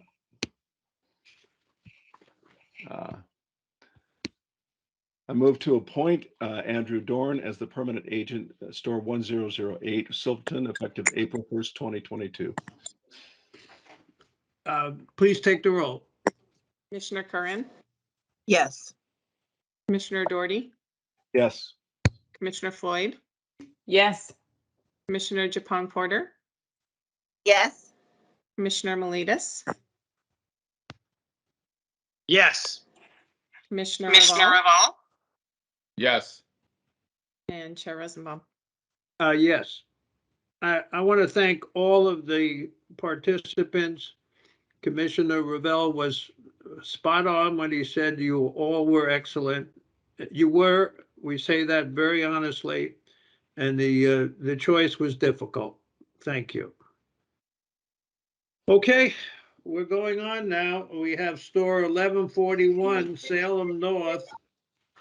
And Brian, I'm going to give it back over to you.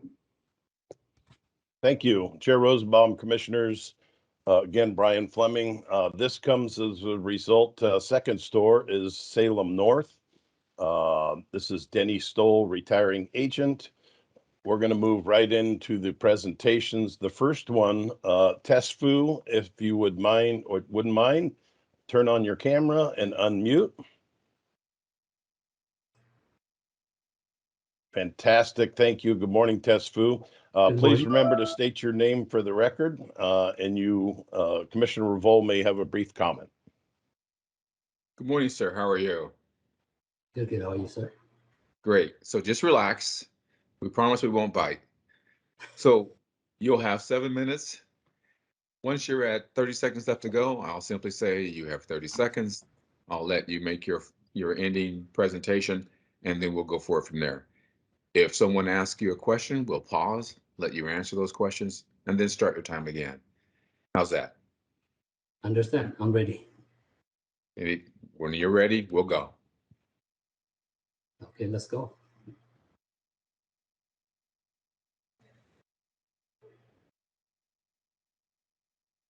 Good morning, Chairman and Commissioners. Second slide. For the record, my name is Tesfu Asefa. If I may, I would first like to introduce myself and my family. I was born in East Africa, in Ethiopia, in East Africa. I came to the US when I turned 14. I was a foster child through high school, and I can now say I am a successful, proud American. I've lived in Salem for over 16 years, and I live about 10 miles from 1141 Salem North Liquor. I am happily married for over 20 years and have 3 kids. And if I may brag a little bit, next slide, please. This is my oldest. Angelina is a first-year student at Tufts University, located in Boston, majoring in pre-medicine. I'm a believer in higher education, and I'm proud of her. Next slide, please.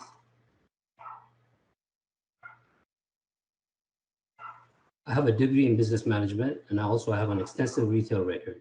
My retail experience varies from management, finance, sales, and customer service. I have over 15 years of experience in retail. I have 4 gas stations and a drive-through coffee shop. I have a Shell station in Portland on Terwilliger Boulevard. I understand Mr. Brian Fleming is a satisfied customer there. And he probably noticed that I've made a positive change in the 3 years I owned it. Currently, I have 36 employees on my payroll, 24 full-time employees, and 12 part-time employees. Next slide, please. I bought my first gas station 15 years ago. And in 2017, I was awarded the 2016 Gold Retailer by Shell Oil. This honor goes to the top 2% Shell stations in the United States of America. The award is based on volume and site inspections. The prizes for this award was 4 brand new dispensers worth over $60,000 and a trip for 2 to New York, all expenses covered, to attend a week of celebration with other winners from all over the world. Next slide, please. As you see in these, as you see in these slides, I pride myself in keeping my locations clean, current, and inviting. Next slide, please. Not to dwell on the negative too much, but when I first visited 1141 Salem North, I noticed a lost opportunity because of the way the floor was set up. Right away, I noticed 1/3 of the floor was being used for backstock. Next slide, please. The store looks dark when you walk in. The counter shelves were empty. It just looked outdated and neglected.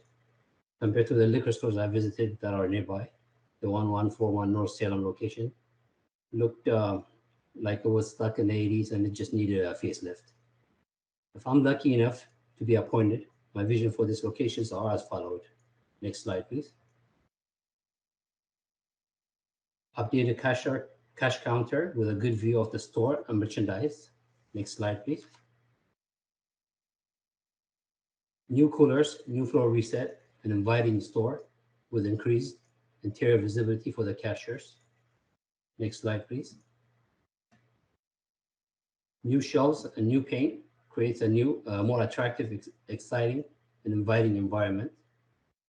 Next slide, please.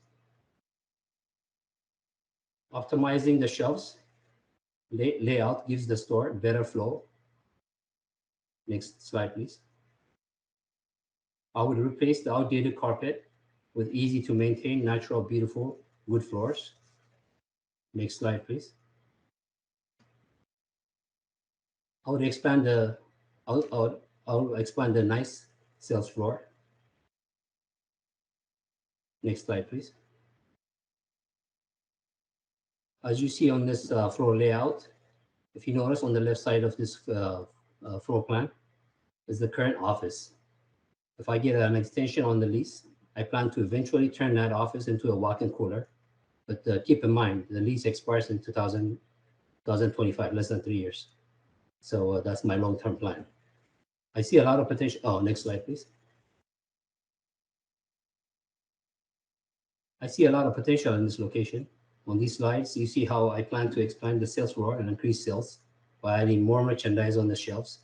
I also plan on applying for a beer and wine license to increase the foot traffic and make it a one-stop shop. As for the exterior of a business can tell you a lot about the inside of the front door. The exterior of this building could use a fresh paint. With the Landlords Corporation, I plan to upgrade the lighting, signage, and exterior paint by the end of this year.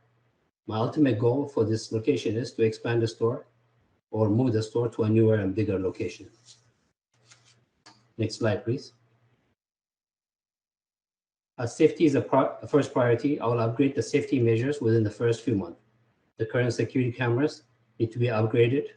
I have a good working relationship with ADT, and we'll add security TV behind the sales counter and upgrade with dome and corner cameras. Just by the way, I'm also a longtime member of the Oregon State Sheriff Association. Next slide, please. As far as the project schedule, I plan to have the interior upgrades completed within the first 4 months, and all the exterior upgrades should be completed within the first year. I have a licensed contractor, an architect that I have worked with in the past. In fact, they have helped me with upgrading my coffee trailer to arguably the best looking coffee shop in Salem. Final slide, please. Part of being a successful owner is building support network. I have store managers at each of my locations that have been loyal to me for many years. I also have regional managers that have been with me for more than 10 years. I rely on them to handle my other businesses while I take on this task. In conclusion, if I'm lucky enough to be appointed to this location, I plan to have my brother-in-law handle the day-to-day operation, but I'll be the face of this location. Thank you all for your consideration. Thank you. Commissioners, any questions? Chair? Commissioner? Tesfu, I'm sorry, I just want clarification on the last thing that you'd said. You said that your brother, you said your brother or your brother-in-law is going to be running the day-to-day operations of your current businesses or of the liquor store? Oh, the liquor store. He currently lives in Southern California, and I want to help him out and help my sister out. So he'll be doing the day-to-day managing, but I'll be there. He's going to be doing the day-to-day managing of this new liquor store. The liquor store, yes. Venture. You know, I have to say it would have been great if, you know, he would have been here in the presentation alongside you. Okay, thank you. Yeah, but you go ahead. Any other questions? I just had a quick question. So do you operate the Shell station on Terwilliger yourself? Are you there day to day, or someone else operate that? No, I'm obviously I'm the owner, but I have a manager that lives out in Salem actually. I do have a car for him, and I supply the fuel and everything, and he runs the store for me. But I do make sure to go out there at least once a week to make sure that, you know, everything is intact. Well, it's a well-run operation. I use that one a lot as well. So. Oh, thank you.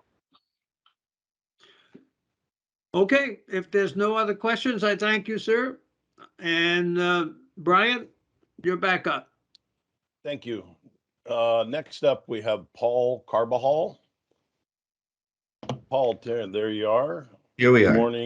Morning, Paul. If you would state your name for the record, and then per Commissioner Revol's direction, you'll have 7 minutes. He'll remind you at the 6-minute, 30-minute mark. All right, sounds good. My name is Paul Carbajal. This is my wife, Tracy Carbajal. Hi, guys. How are you? Doing great. How about yourself? Pretty good. So, as you're well aware, once you get down to 30 seconds, I will let you know that that's where you are, which will allow you a time to make your closing statements. We will be ready whenever you are.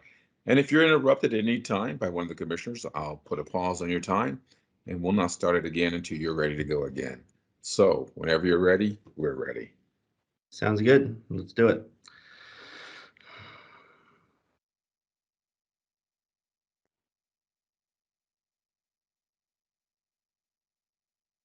All right, here we are.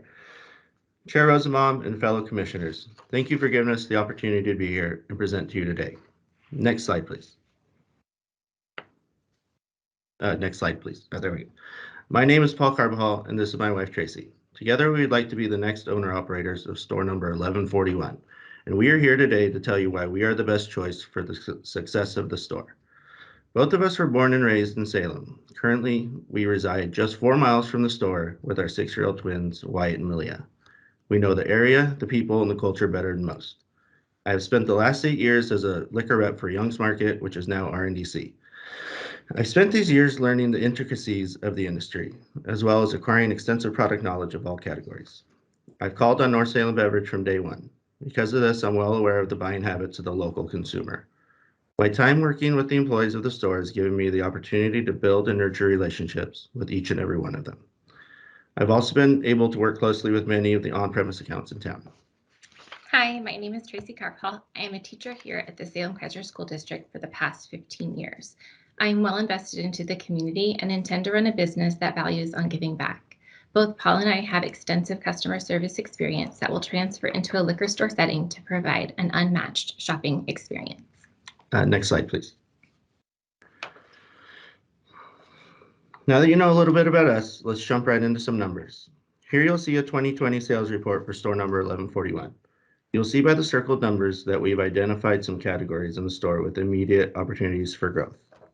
Next slide, please. You can see 5 major categories are very underserved by the number of SKUs offered at the store compared to those of the surrounding area. I'll be working closely with the OLCC to identify the holes in the top 100 for each category. Overall, we will be adding about 500 to 600 SKUs. Changes to the store will allow us to offer the variety the customer deserves. Through the correct marketing strategies, we will inform the public that their favorite brands will be available and regain their business. Next slide, please. Another way we plan on increasing revenue is by influencing the consumer behavior in the store. This is a big part of my job now, engaging the customer on the sales floor to encourage the purchase of something out of my current portfolio. As a liquor store agent, my job and that of the staff would be to engage with the customer in order to influence a higher sale. The average bottle sold in 2021 was $17.18. We will take that to $20 by the end of the year. That paired with the fact that our marketing plan will bring 10% more people through the door than last year, we are set to bump up revenue by $1 million in the first year. Next slide, please. Denny and Jeannie have done a fantastic job making the store what it is today. It is our goal to build on that and take it to the next level. We will make North Salem Beverage a true shopping experience. It will be a clean, inviting environment where people stay and shop longer, in turn, spend more money. We will engage the customer on the sales floor, answering questions they have and making suggestions. Paul speaks Spanish, so we can build rapport with the large Spanish-speaking community. We will offer a wider variety of items to purchase, both spirits and related items. Our marketing plan will consist of generating a strong social media presence, a new and improved website, multilingual mailers to the surrounding community, tastings, and increased visibility on Lancaster Drive. Next slide, please. Responsible selling will be our #1 priority. Staff will receive ongoing training and coaching to ensure we are contributing to our community in a safe manner. Loss prevention will also be made a point of emphasis. The aforementioned plan of engaging the customer on the floor allows us to deter theft. The security system will also be getting an upgrade. We will take part in any organizations that allow us to give back to our community, and we will ensure fair pay to help us retain the valuable employees of North Salem Liquor. Next slide, please. Very quickly, here you see some photos of the outside of the building. Next slide, please. And here's what the inside looks like. We'll go over the changes we plan to make in the upcoming slides. Next slide, please. Here you have the proposed floor plan. This again, you will see come to life in the video we have in a couple more slides. Next slide, please. Here are the associated costs with the upgrades in the space. Once the lease is fulfilled, we plan on growing the store to a bigger space. For now, I've been in contact with a contractor who's ready to go and have the remodel done within 3 months. I've also been working with a refrigeration company to acquire coolers, and I've even found shelving available right now to expand. Next slide, please. You'll notice at the bottom, our hours of operation will be extending weekend hours by an hour to be open till 10. And if you could click the link, please, and if you can full screen it, that'd be great.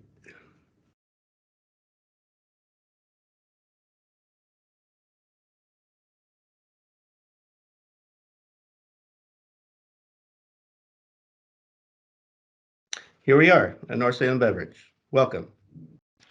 You'll notice our new window coverings with our new logo on the outside. Here on the left, you'll notice new coolers for the addition of beer, wine, and extended pre-made cocktails. Notice the new flooring for a clean, sharp look. A new and improved security system, including monitors on the sales floor to curb theft. There will be new category signage, which is not included on the video there. A fresh coat of paint for a crisp, clean look. Windows that now allow for natural light and new LED lighting to brighten up the place.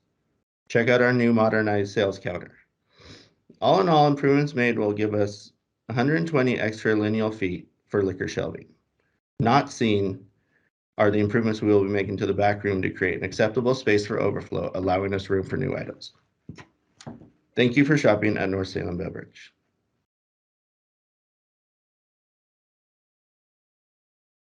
Next slide, please. Thank you so much for your time. The last 3 slides of this include some letters of recommendation. We invite you to read those at your convenience. What questions do you have for us? Thank you. Commissioners, questions, please. I had Sure, a couple. go, Matt. Chairman. I'm sorry, go ahead, Commissioner Reval. So, how accurate is that rendering for what you're going to do? Very accurate. The only thing that's different is they showed black shelves, and they will be white shelves with a black backboard and black price strip on front for some contrast. But that's the only thing different. Thank you.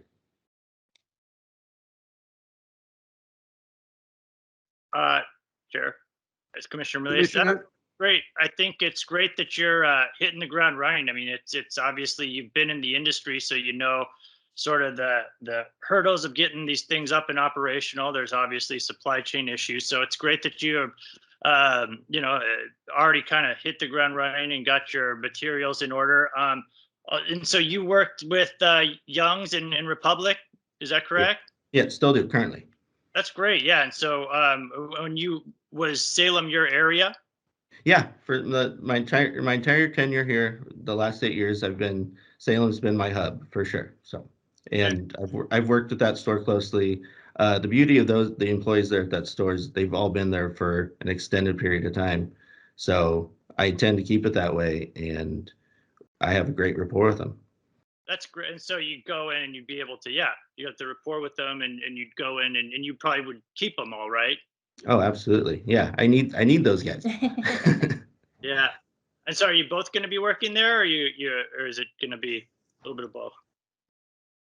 It would be predominantly Paul, but the beauty of my job is I have summers off. I have the busiest times for liquor stores are the holidays. So the Thanksgiving and the winter breaks I have off. And then I have experience in working in payroll and accounts payable. So more the behind the scenes for me, but definitely want to learn the intricacies of it. Oh, that's fantastic. And you're both from there and work there. So no, that's great. It's an excellent presentation. I really like it. Great job. Thank you. Thank you. Commissioners, any other questions? Well, thank you very much. I appreciate it. Thank you. Okay, Chair Rosenbaum, commissioners, next up we have Stephen Gray. Please turn on your camera, unmute. There you are. And again, when started, state your name for the record.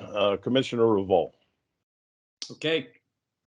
Steve Gray, applying for 1141 North Salem. Hi there, how are you doing? Great. So, you know the routine. At 6:30, I'll let you know that you have 30 seconds to go, and I won't begin until you begin, and we're ready for you whenever you are. Okay, I'm Steve Gray, applying for 1141 North Salem, and let's get started. There you go.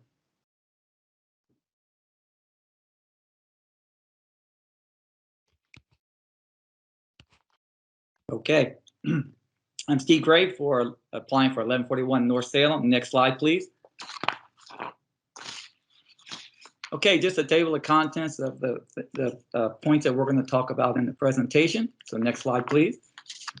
Just a quick overview of myself. I have 40 years of retail experience with the Safeway Corporation. I've done retail my entire career in life. 10 years as a store director, 12 years as a district manager. Oversaw 20 stores in the Portland, the Bend area, with sales roughly over 13 million per year. Extensive experience with merchandising, small sales floor, maximizing the sales for a small sales floor format, and oversaw 30 remodels in my particular career. So next slide, please.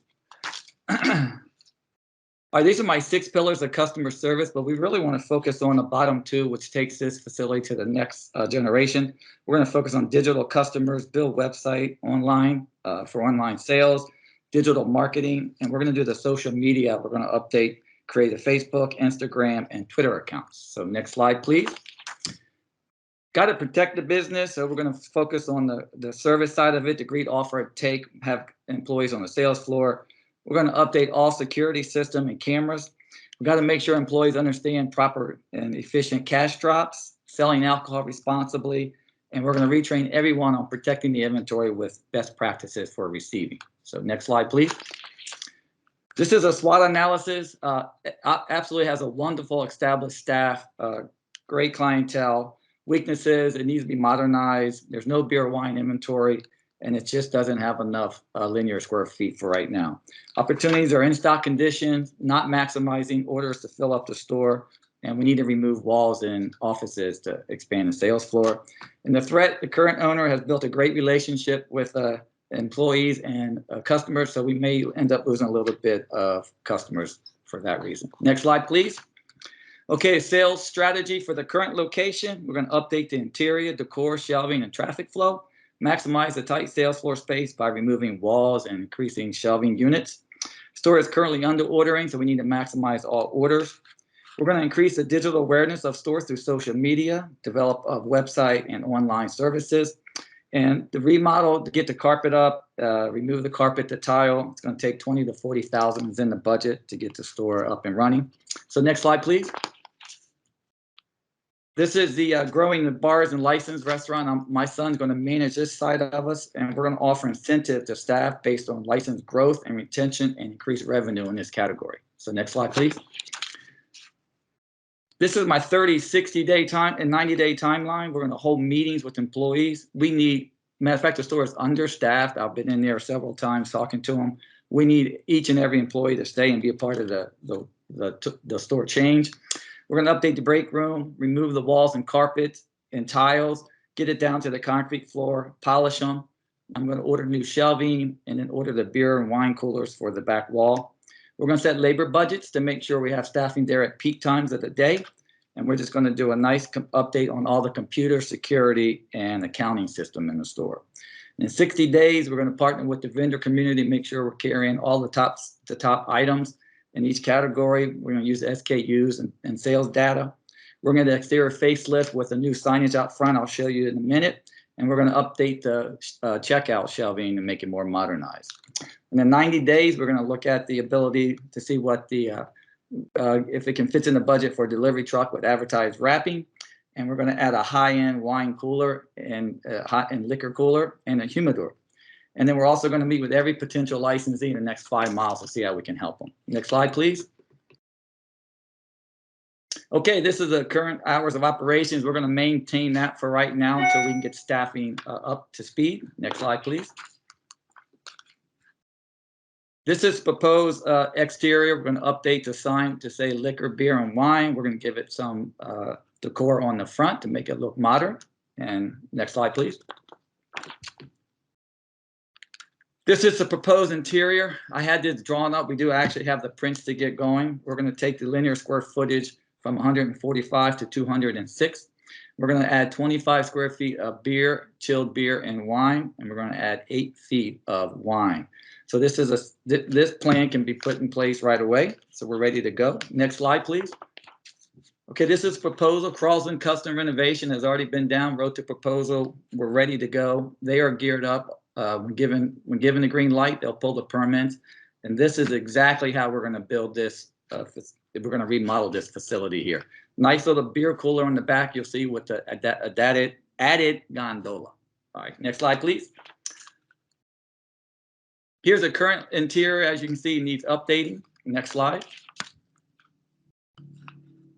This is the current, again, you can see the carpet, the tile that needs to be replaced, and then the shelving. So we're going to straighten up, add another gondola, and move walls to open up the space.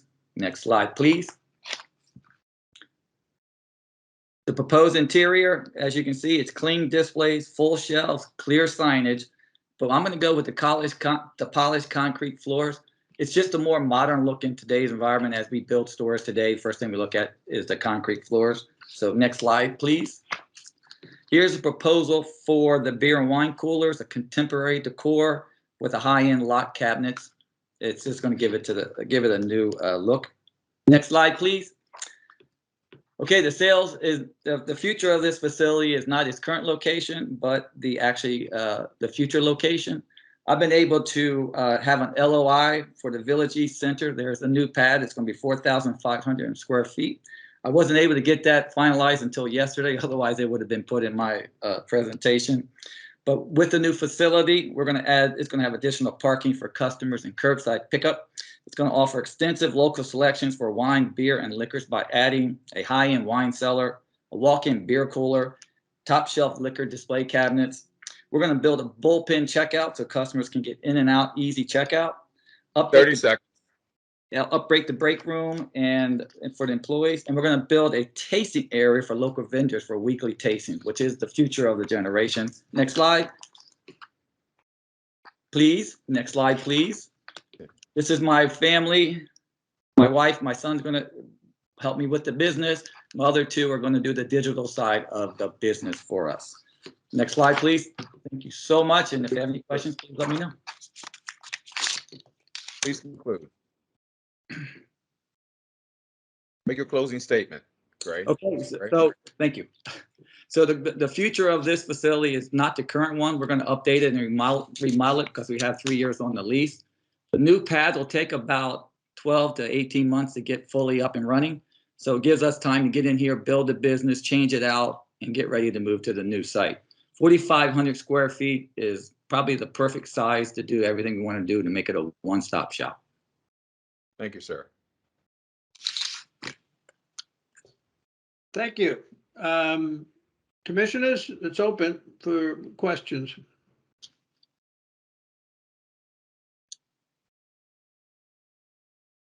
No questions? Question? Chair Well, Rosenbaum.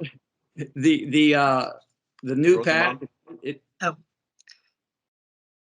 Sorry. Go ahead, Jennifer. Commissioner Curran? I don't have it in front of me, but could you remind me where you reside, where you live? I reside in Happy Valley. My son lives in Salem, and we are going to relocate to the Kaiser area. My wife is already looking at property. She's looking at that anyway because my son lives down there and she wants to get out in the country. Good. Thank you. Chair Rosenbaum. Commissioner Revelle? As Commissioner Revolt, for the record, Mr. Gray, my understanding is that you will be there full time. Yes, I will. Thank you. So you're going to give notice to your company if you get this? Is that how it goes? Yes, I'm hoping in the next 30 minutes I'll be able to do that. Oh, yeah. Ready to go, so you can say the word. Any other questions? Thank you, Steve. Thank you. Okay, commissioners. Thank you. Commissioners, next up, we have OM Group LLC, Nirdash. Nirdash, please turn on your camera and unmute. And there we are. Hi, can you hear us? Yes. When we get started here, Laura will bring up the presentation, state your name for the record, and Commissioner Rovol has a brief statement to make. Thank you. Sounds good. For the record, my name is Nirdosh Takal. And I'm here, Chidis Takal. Well, good morning. How are you two? We're doing good. So I hope you can see me well. Yes. Perfect. I love your haircuts. Thank you. Easier to maintain. So what'll happen, as you're well aware, is that you'll have 7 minutes to make your presentation. Take your time. Once you're at 6:30, I'll let you know you have 30 seconds left, and you'll be allowed to make your closing statements. We will begin whenever you're ready. So when you're ready, let us know. Sounds good.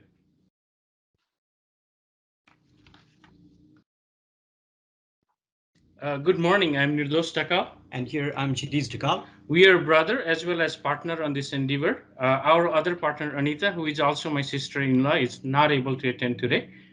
First, I would like to thank OLCC and Board of Commissioners for providing us this opportunity to present our vision for North Salem store 1141. Next slide, please. Here are our profiles. I will not go into the detail, but we have plenty of retail experience. We have owned and operated convenience store, dollar store, liquor store, gift store, and restaurants in the past. Next slide, please. Our goal is to become #1 neighborhood liquor store in Salem, and we will get there. We will try to get there by providing excellent customer service with large selection of distilled spirits. Next slide, please.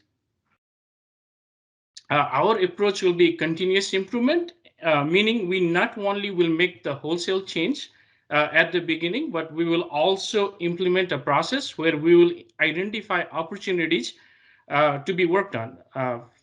For each month, we will identify at least a couple opportunity, and we will work on that to make the store better and to give the customer more pleasant experience. Next slide, please. If continuous improvement is our mantra, these 4 areas will be our core standard: customer service, protection of assets, inventory management, as well as keeping interior and exterior clean. Next slide, please. To attain operational excellence, we have categorized tasks that we will be doing on a daily, weekly, and monthly basis. This will be the task that we will be doing daily, weekly, and monthly. Next slide, please.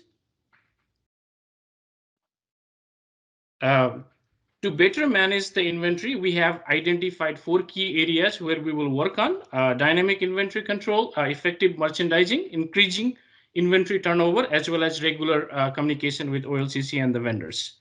Next slide, please.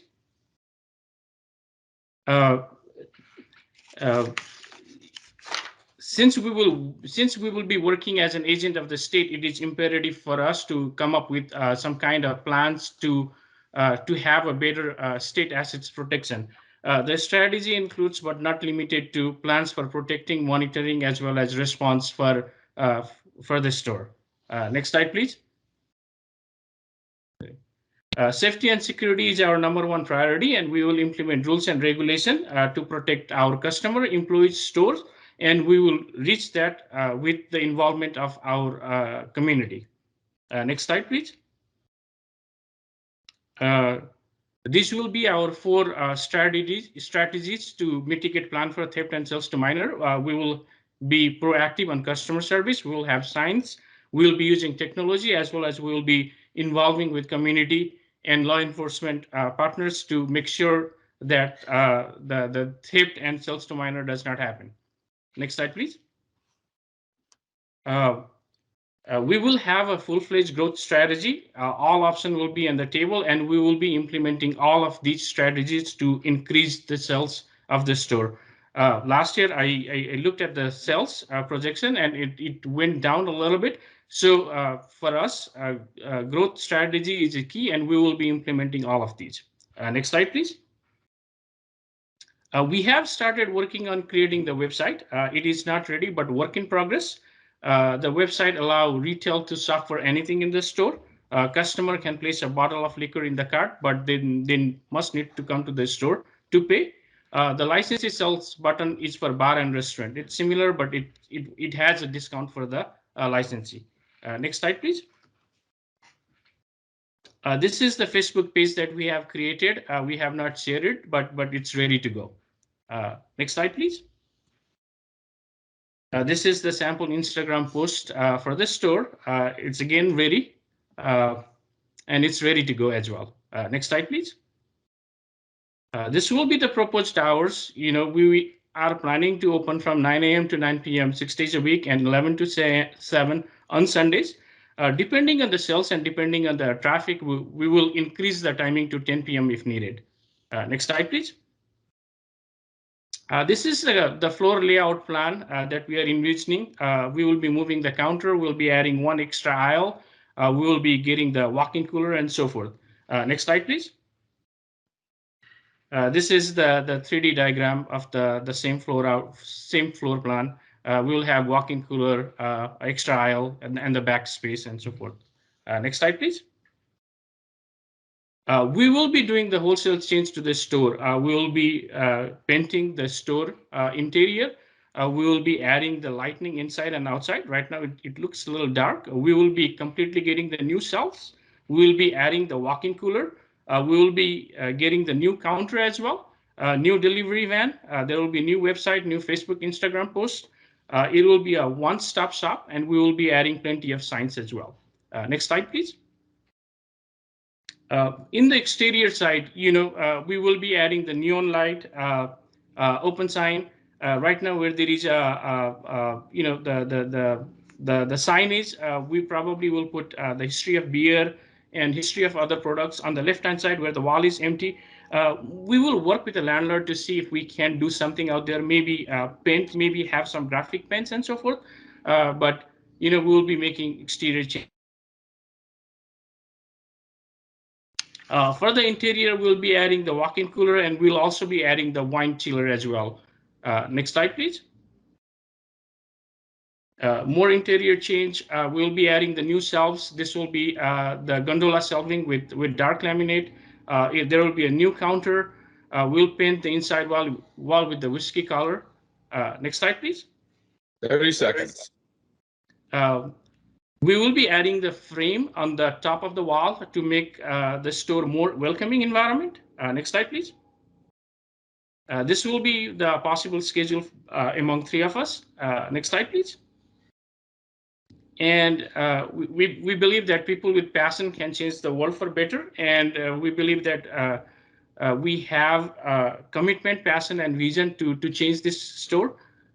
If granted, we will work tirelessly and make this store a #1 liquor store in not only in Salem, but in whole Oregon. Thank you. Thank you.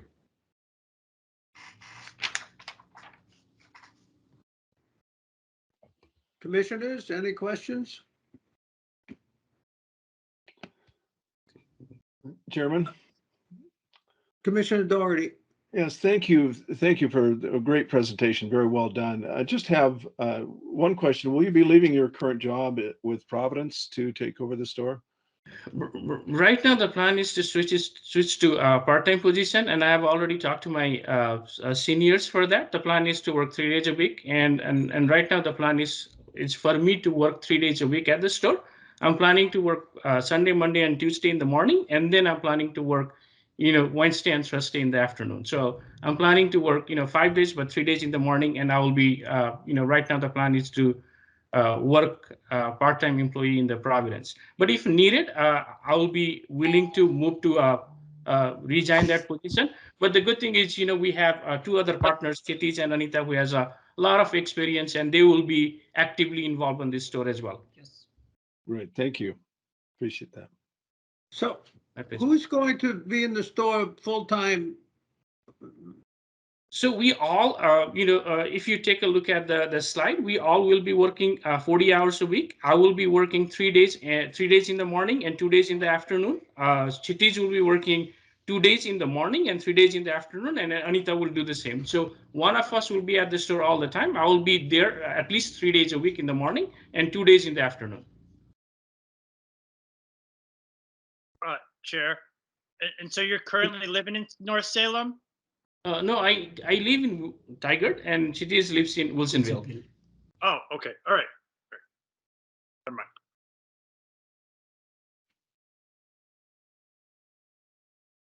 Any other questions? Okay, thank you very much. Good presentation. You're welcome. Thank you. And next up, we only have 2 more to go, commissioners.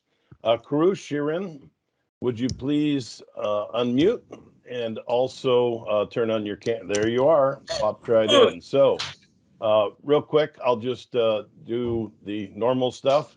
When we get ready, introduce your name for the record. Commissioner Revol will give you a brief summary, 5 to 7 minutes. Commissioner Revol. Hi guys, how are you? Hi there, how are you? Good morning. How are you, everybody? I know those bright, shiny faces. It's good and strong. He's too much these days. So as you know, you'll have 7 minutes to make your presentation. As you know, also, please take your time, go through your presentation. Once you're at 6:30, I'll let you know you have 30 seconds to go. Sure. So you can prepare for your closing remarks. And we won't begin until you're ready. So when you're ready, we're ready. All right, we are ready. Okay.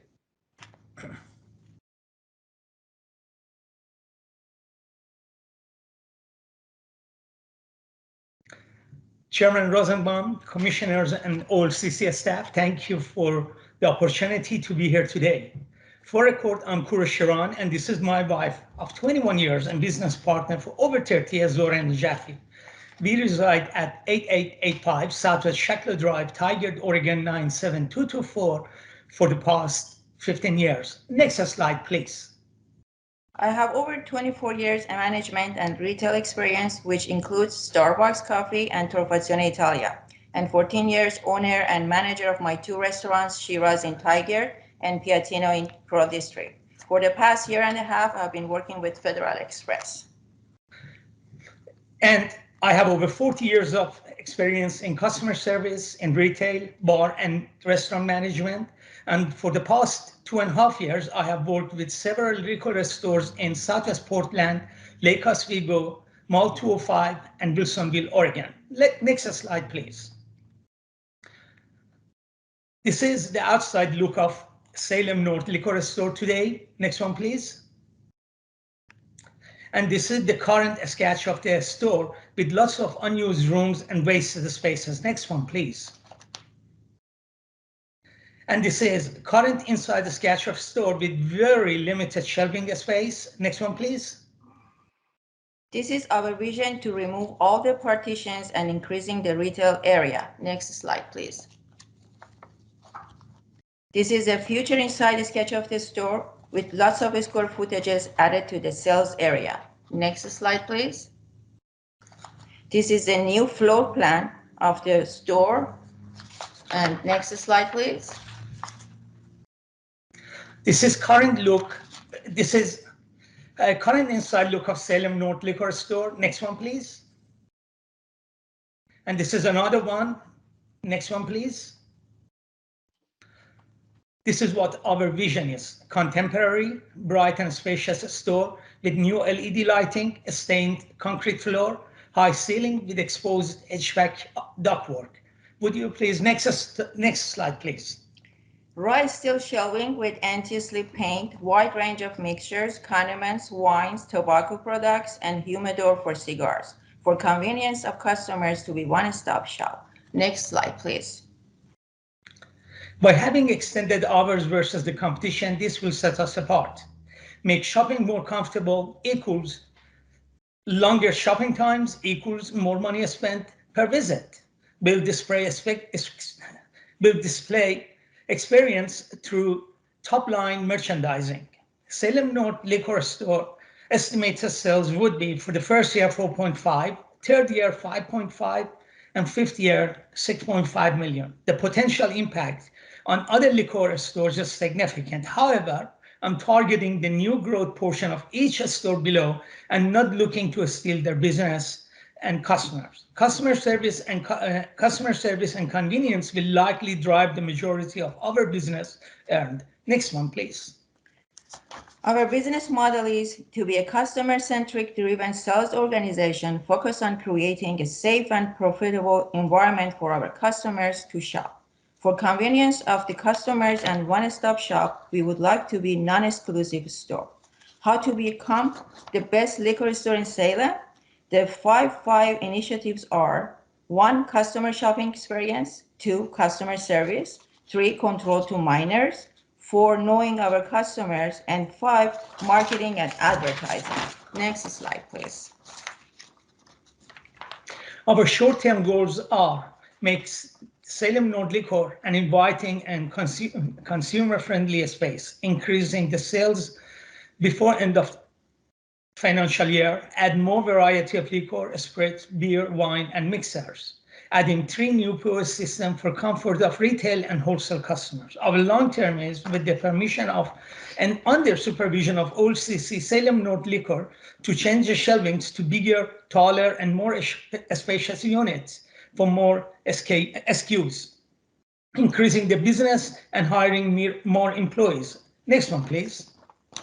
For selling to minor and theft prevention, all staff will be in full compliance with all required OLCC mandated training.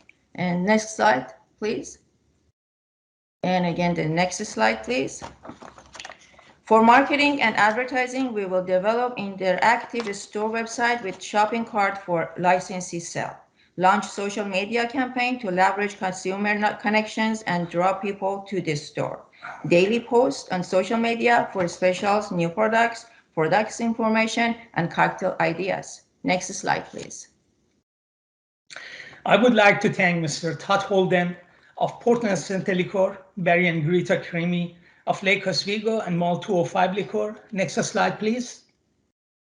Jesse and Tiffany Stafford from Stafford Beverage for giving me the opportunity to work with them in their stores for the past 2.5 years.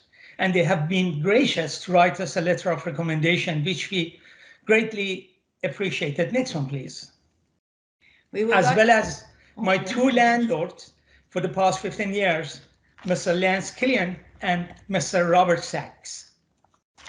All right, we would like to thank you for allowing us to present to you today and grateful for this opportunity. We ask that you appoint us today as a new agent for Salem North so we can build the next big thing in Oregon's liquor business. And we thank again. And thank you very much. Very on Thank time. you very much. Commissioners, any questions? Chair Rosenbaum. Commissioner? Hi, for the record, this is Commissioner Revolve. Guys, tell me how you would handle manage the day-to-day operation on site supervision. Well, actually, I'm going to be there. Definitely, I'm going to be there every day for as long as needed. And Zora going to be with me at the same time. And also, we have got few great employees. I mean, there are great few employees over there. Randy, I think one of them, Jesse, Lady, definitely all of them we're going to keep. And we're going to use their experience and we're going to use their faces for the customers as they know them and they're coming in. And that is how we're going to handle the whole thing. And I'm going to just add, we have been working together many, many years. We had restaurants together, so we work together very well. And some, they're very hard for them to work with their spouses, but we work very well. So we're going to be there all the time. Both of us are the, boss. But somehow it works out and I'm the boss all the time and he works for me. No, I'm not just kidding. But, we're going to be there all the time. The boss is going to be. That's all I want to know is who's the boss. And now I know who's the boss. Yeah, I mean, you can see the thumbprint, right? No, I give him, he's the best. So, we're going to work together and we have been working together, as I said, for many, many years. And we talked to some of the employees over there and they are like awesome. They, it looks like it has a very good team and we're going to just continue working with them. I'm going to be there, he's going to be there, and then we eventually going to see, how it's going to work to, just split the time between us that always somebody is going to be there. Thank you. Yeah. Questions, Commissioner? Commissioner Doherty, did you have one? You look like you. No, I'm good. Thank you. So. Very good. Good to see you again, by the way. Glad Thank you. Thank you. Karush, both of you have been before us before. And I've always enjoyed your presentations as I have today. Thank you, sir. You closed your grill back in May of 2019. And what are you doing today? Yeah, first we didn't close it, we sold it. And same thing. business is same thing. And at the moment, I'm consulting people. They want to open a restaurant. I give them all the ideas, what they have to do. Occasionally, I do sort of a menu developing for people. And I go and teach them what they should do. And at the same time, also, sometimes I cook at home and put it online and people, they watch it and they have He's a YouTuber. Every day I've I got a have lot to of eat his people. food. I'm getting fat. So I want to, we have good memories here, and I like both of you very much. I would like to really know why you're coming back time and time again. I know there's passion there, but tell me why you want this store. Well, first we want to do something, and definitely dealing with people. I love people. I love people. I love interacting with people when they come in. And what is greater than liquor store? To be in the liquor store, to see people coming in, to talk to them, and at the same time, I pay back to the state I have been living in for past 24, 25 years. I have lived in Oregon more than I lived back home in my own country. And always people that have been nice to me, and definitely I have to pay them back somehow. And what is better than that? And he has a passion for, the liquor and everything else for many, many years. I don't know if I can show you guys this. I don't know if you can see that. Can you, he has like, the love for the liquor. So, and he has a love for people. So these two combination, it just makes him to just keep coming back. And we haven't been doing anything seriously since the restaurants because, we want to do something that we really like. A restaurant was, for 15 years, it just burns you out. This is the second best thing after, in, this time of the year, just do it. And love of the people, love of the liquor. What else do you need? Yeah, by the way, love of liquor, just having a nice ones here, but not to drink. I don't drink. I drink only occasionally. I drink very small amount of wine, red wine, maybe one every 2-3 weeks, one glass. We knew that. we knew what you were saying on that. Thank you. No, I have a lot of good ones here sitting, and people, they come, they look at it, they say, wow, don't you ever open them? I say, no, I leave them for the people after me. They're going to drink it. They're going to open it. They're going to say, look at him. He was so stupid having, for example, 2 Macallan 30s and never opened it. Or, well, you like to collect them, so you don't have to drink them. Well, Yeah. I want to tell you, regardless of what happens, it's always a pleasure talking to you guys. And I do mean that. Thank you very much. Also, at the same time, I've got a lot of antique cars. I work on those antique cars and antique motorcycles, mostly 60s, all German cars. Very good. Thank you. One question, if I may. Of course. Yes. Are you still volunteering at other liquor stores, or? Yes, I go there. I talk to them. I not talk to them. I go and help them only for exchange of knowledge. I have not making any money from them, not anything. Commissioner Raval, once you came to what's the name of that? Wilsonville. If you remember, I served you and I spoke to you. That was just before COVID, on January before COVID. And yes, I go, I help them, and all of these things. Not to work as a. But you have been working like day in, day out operation. That is, I've been working Yes, as a day in, day out many as operation months. and work with their computer system and KDS. Ordering. That's right. I know how to do the I inventory, how to buy do the mine. order. Yeah, I bought it for me. Pardon me, sir?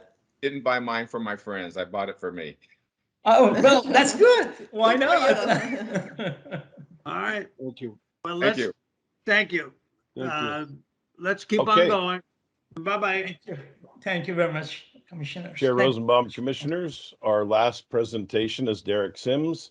Derek, would you go ahead and turn on your camera and then unmute? There you are, Derek. So real quick, you'll have 5 to 7 minutes. Commissioner Revolt will chime in here in just a second. When you do get started, state your name for the record, and then Laura will pull up the presentation. You bet. Thank you. Good morning, Derek. Good morning. How are you today? I'm well. Yourself?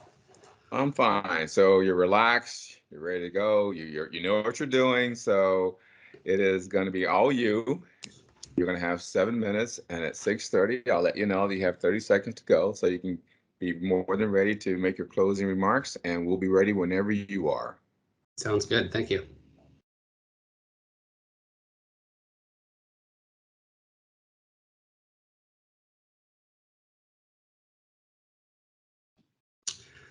So good afternoon now. My name is Derek Sims, and I'll walk you through what my vision is for Salem North. We can go to the next slide. Some of the topics that we'll touch on today, obviously in a tight window, so we'll go ahead and skip to the next slide. So a little bit about my qualifications. I've spent my entire working life in retail, working at Safeway and Albertsons. Over 27 years, I've done just about every job in a store, including running stores, both small and large, anywhere from $150,000 a week up to $800,000 a week. And I've been promoted well beyond that with my company. I took a good portion of my time was spent in finance, where I learned how to manage the P&L and the intricate details of each of the lines. And I also did sales and profit planning for over 320 Safeway stores across the Northwest. In my life in the business improvement group of Albertsons companies, I managed conversion teams and trained stores across nearly 1,000 stores on ordering, inventory, and many other key sections of day-to-day operation. And then in my current role today, I'm part of the retail store transformation team. I design, implement, and train new programs and technology to improve our store operations across over 2,200 stores. Next slide. So analysis of the Salem store, hey, it's got a great location, high traffic, good parking with lots of overflow for holidays and peak seasons, and a great, super friendly staff. On the flip side of that, obviously, as everybody's mentioned, there's some very dated, dark interior with a good portion of the sales floor currently being wasted. Definitely opportunity to reconfigure and add additional items, as well as do a better job of merchandising tie-ins and additional sales. Obviously, there's a threat. I think a couple folks have mentioned the Lancaster store, the Stafford store. They do a great job, and they've got a really large location. But other than that, I feel like that's the only real threat out there. Next slide. So as you've seen in the other slides, our current and our proposed, we will add beer and wine. So we'll add some additional signage, as well as working with the landlord to do some painting and cleaning up the general front of the building. Next slide. The interior today, obviously, as I mentioned, it's pretty cluttered and a little bit dated and dark. So we want to make a more inviting place that makes you want to look around and shop and not just get that one item you came for and leave. So we'll have on the right-hand side, you'll see kind of the vision of what we hope to accomplish. If you move to the next slide, we're looking for a lighter, fresher, more modern contemporary interior with new lighting, new fixtures, and new vinyl plank flooring to replace the current carpet that they have in the store today. Next slide. So we've got the current layout on the left. You can see that office taking up a big portion of the sales floor. On the right-hand side is the proposal with the new items marked in orange and brown. We will remove that office and move it back to the wasted space in the back. We'll add some 16 feet of island gondola shelving, as well as 12 feet of additional wall shelving. We'll have dedicated end displays for local liquor, as we have so many great spirits in Oregon. We'll add beer coolers and display space as well, and eventually add in wine to our offerings. We'll also add shelving and racking to the back room, as there's not much in the way of organization back there today. Next slide. So our goal, just like everybody in retail should be, is all about customer service, but we really want to turn up that dial, train our associates on providing a great service, friendly environment for the customers when they come in. We also want to train our staff to become product experts so that they can make great recommendations and provide that great advice to our customers. We'll also take advantage of the responsible vendor program and train our staff on the proper sales of alcohol, and check for understanding on a regular basis to make sure everyone understands the consequences and rules for selling alcohol to minor or intoxicated individuals. Next slide. But customer service really extends beyond the four walls. So we'll definitely build out that digital footprint. We'll create and provide regular content via social media, such as Instagram, Facebook, TikTok, etc. We'll build excitement online to drive those folks into the store to shop with us. And we'll also spend a good portion of time monitoring and responding to all of our online reviews, which is critical in this day and age. Next slide. A lot of changes for merchandising. Obviously, we want to improve the out-of-stock conditions today. I've built multiple forecasting and ordering process tools in the past, and will do the same for this store. We'll increase item selection. We're missing some key opportunities that I've seen in my visits to the store. We'll also, as I mentioned, spotlight local items with shelf labeling and that dedicated display that I mentioned. We'll also add a high-end liquor display, which, as most folks are probably familiar, is a great way to combat inflation, as these items tend to sell better during difficult economic times that we're in right now. And then we'll eventually give more options to our customers by adding beer and wine. Next slide. And something that's super important to me is always reflecting the community in which we operate. So we'll expand our key offerings with a dedicated space to appeal to the diverse customers of North Salem. We'll add a bilingual associate to make sure we get that direct feedback on service, as well as items that we might be missing the ball on. And we'll work with local outreach groups to hire any additional hiring needs on top of the great staff that we have in the store today. Next slide. So this is a look at our timeline. So for the first 30 days, we'll do our kickoff meetings with the staff, vendors, licensees. We'll also look to add a bilingual associate, and we'll start that re-merchandising of the front of the store. Within the first 60 days, we'll remove the office. We'll do the new vinyl plank flooring. We'll open up the sales counter by integrating Lotto into the counter rather than above as it sits today, and add shelving and organize the back room. And then within our first 90 days, we'll build the new office, add the additional gondola and the wall shelving, add our beer coolers, and add additional cameras and monitoring. Next slide. Hours of operation in this store are already pretty solid, but we'll evaluate those to see if it makes sense to extend those going forward. Next slide. Make your closing statement, please.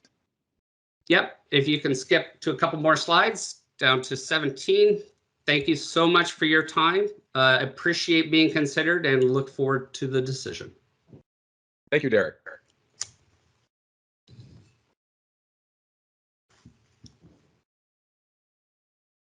Questions, commissioners?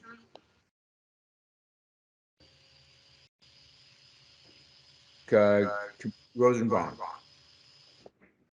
Commissioner? Derek, I really want to thank you for realizing that hiring a bilingual individual in that particular operation is vitally important to expand what we're doing. Thank you for being on top of that. Yeah, it's super important to me.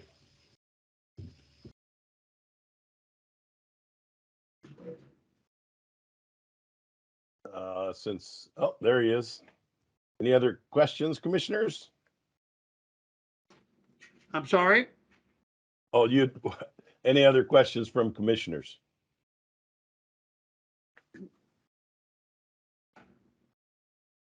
I think that's it. Thank you so much. That was a good presentation.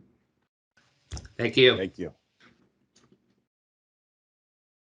Thanks, Derek. Is this Laura? where we get beat up? I think we go into executive session. Hey. Okay, Commissioner Gayapong Porter will make the presentation, but before she does, I just want to say this was by far the closest one that, as a commission, we've had a period, and the commissioners are shaking their head. This one was close, and everybody was good on this. We got down to a very interesting discussion, and for those people who didn't make it, I just highly recommend that you apply again in the future. Commissioner Porter? I move to appoint Paul Carbajal as the permanent agent of store 1141, Salem North, effective April 1st, 2022. Congratulations. Congratulations. All right. Thank you. Thank you. You're welcome. I want to tell you, it was very close. Everybody was just excellent. And so good luck. We're going to be watching you closely. Oh, Right. Go I ahead, hope take you the do. roll. I hope you do. Thank you so Thank much. you. We need to vote, don't we? Yep. Okay. Yes. Commissioner vote. Curran, We're going on to purchasing. Chairman. Yes. Chairman. Rosenbaum, We I just think we need to vote. Oh, that would be very interesting. That would be helpful. Thank you. Okay. Commissioner Curran, yes. Commissioner Doherty, Yes. Commissioner Floyd, Yes. Commissioner Japong Porter, Yes. Commissioner Miletus, Yes. Commissioner Raval, Yes. Chair Rosenbaum. Yes. Thank you all. That was interesting. Chair, commissioners, thank you very much. Brian, As thank always, you. you guys, Excellent job. and I'll echo, since we're on the record, you're here today, come back again. We have fantastic applicants. There's, there's always a place, and pretty impressive, the group that's come forth. Thank you. The Nikki, you're up. Okay, I'm here. Good morning, Nikki. It's good afternoon. Afternoon. Good afternoon, Chairman Rosenbaum and Commissioners. For the record, I'm Nikki Leslie, Distribution and Purchasing Director. I'm here today to present before the Commission product listing activity for the month of December, January, and February. Under tab 1, you'll find a detailed list of activity. Staff recommend Commissioners confirm the 33 items on the list, and I'll be glad to answer any question you may have. Any questions, Commissioners? I got a quick question, Chair. Commissioner Floyd? Commissioner Floyd here. Nikki, good to see you. Good to see you. Quick question on the, I only see here 1 liter. It's the Sky Vodka. Are we planning on expanding that still, that liter program? Yes, we are basically after August, after we gather the sales in August, we're going to look back for the 12-month sale, and then we will reevaluate what brand we can add addition to and what brand does not perform well that we might need to look at removing in order to make room for the newer brand. So that is part of our evaluation. We will continue to evaluate every 12 months. What we do is, as the 12 months is up, we lock the price in. That basically they submit a price change, what they need to do. Then we lock it in for 12 months, and then we reevaluate again in 12 months, and then add on if we need to, and expand on it as we go, based on the sale and the criteria we listed for the program. Okay. I don't see the program going away. I'll be honest with you. It had done well. All I can see is how do we add on to it and to expand it. Great, great. You know, I've said before, this is something our licensees really, really love, taking advantage of those leaders. And correct me if I'm wrong, not every distillery, not every producer is making a leader, correct? This is only. Correct. Okay. And they, in order to qualify for the program, we have a criteria that they do have to meet. Okay, great. Thank you, Nikki. Well, I guess we need a motion and a vote. Thanks, Nikki. Thank you.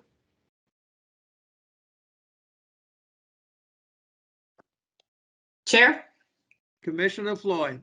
I move to confirm the 33 items for December, January, and February. Please take the roll. Commissioner Kern,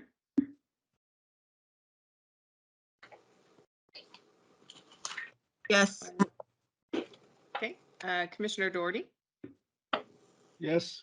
Commissioner Floyd, Yes. Commissioner Japong Porter, Yes. Commissioner Miletus, Yes. Commissioner Raval, Yes. Chair Rosenbaum. Yes. Steve, are you any place to be found? No, he's not on the call. Okay.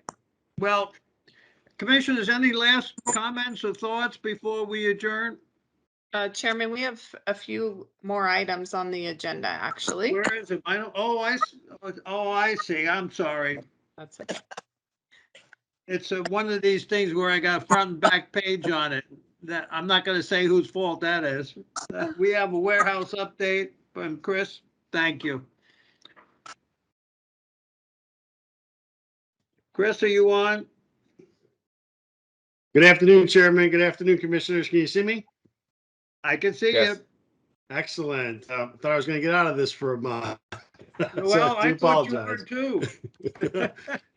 For the record, my name is Chris Mayton, and I do carry multiple titles at this time. I am primarily the Distilled Spirits Program Director and also the interim CFO for OLCC. I'm here today to provide you with a monthly update on our agency warehouse and headquarter relocation project. As you know, you all approved the intent to award just last week, so there's not been a lot of movement, but there has been a little bit. So I'll go ahead and give that to you. Once the intent to award was done, we went ahead and submitted the purchase sales agreement to be reviewed by Trammell Crow, the property owners, and they are currently reviewing it. Our DOJ has already approved the language in it. So at this point, when Trammell Crow is finished, if they don't make any changes, we're able to sign. If they have any changes that they want to make to that contract, we will have to resubmit to DOJ for final approval. So that we're expecting to see that back sometime next week. They thought we'd have it back this week, but it looks like it's going to be held over until next week. At the same time, we're still working with LRS, who is the architect, working on the contract with them, getting their fee schedule and subcontractors in place. And we should have a draft of this hopefully by the end of this week, if not early next week. And then also the Art Commission. As you know, 1% of our bonded funds needs to go towards the purchasing of art for the location. The Art Commission has been formed and approved. It has members across our agency and the commission on it as well. So that's also happened. And then last but not least, we are doing some external tours in warehousing here in Oregon. We're going to be visiting Columbia Distributing on 323 and Southern Wine and Glacier and Spirits on April 6th. And we're just looking at, these are two newer warehouses that have been built in the state. We're going to look at their technology and maybe some of their automation and some of their construction, architectural features to give us some ideas for our own as we begin to sit down and develop the vision for our own property and what it looks like. So with that, I should have a more robust update next month for you, but it's only been a week since you approved the intent. So not a lot, but a little bit has happened. Any questions I could answer for you? Commissioners? Are we allowed to go with you on the tour? I'll find out. They have a head count limit on the second one in April, but the first one I'm not sure of, and I'll find out and let you know for sure. Sorry to chime in, if we ever want a tour of any of the facilities, the wholesalers have offered that to us as well, to either Columbia or any of the other ones as well. So if we want to set those up, I know they'd be happy to have everybody out, whether it's into the. Matt, you know this stuff better than anybody on the commission. Why don't you take the initiative and see whether or not you can set some stuff up for us and give us an opportunity, at least a choice on the matter. Sure, yeah, I will. I'll be happy to. Good, thank you. Thanks, Chris. Thank you all. Chris. Have a good rest of your day. Appreciate it. Next up is the land partition report. Jeff Samuels. Good morning. Good afternoon. Good afternoon, Chair Rosenbaum, Commissioners. And for the record, my name is Jeff Samuels. I'm the Interim Director of the Administrative Services Division. And today I wanted to kind of proceed with what Chris just talked about and your action to help us get this land, but what to do with our current property at headquarters and the warehouse. So Laura, if I can open up my own PowerPoint. Bear with me, Commissioners. You should be able to.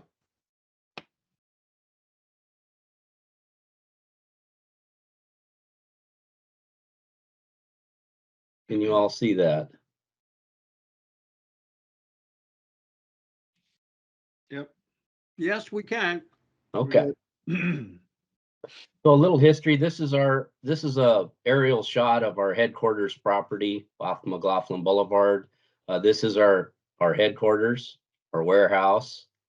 This is the outline of our property. It's a little over 14 acres.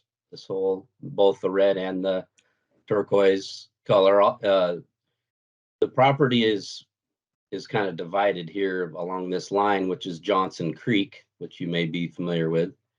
And with Johnson Creek is some floodplain, some habitat and water quality areas, and I'll be describing that.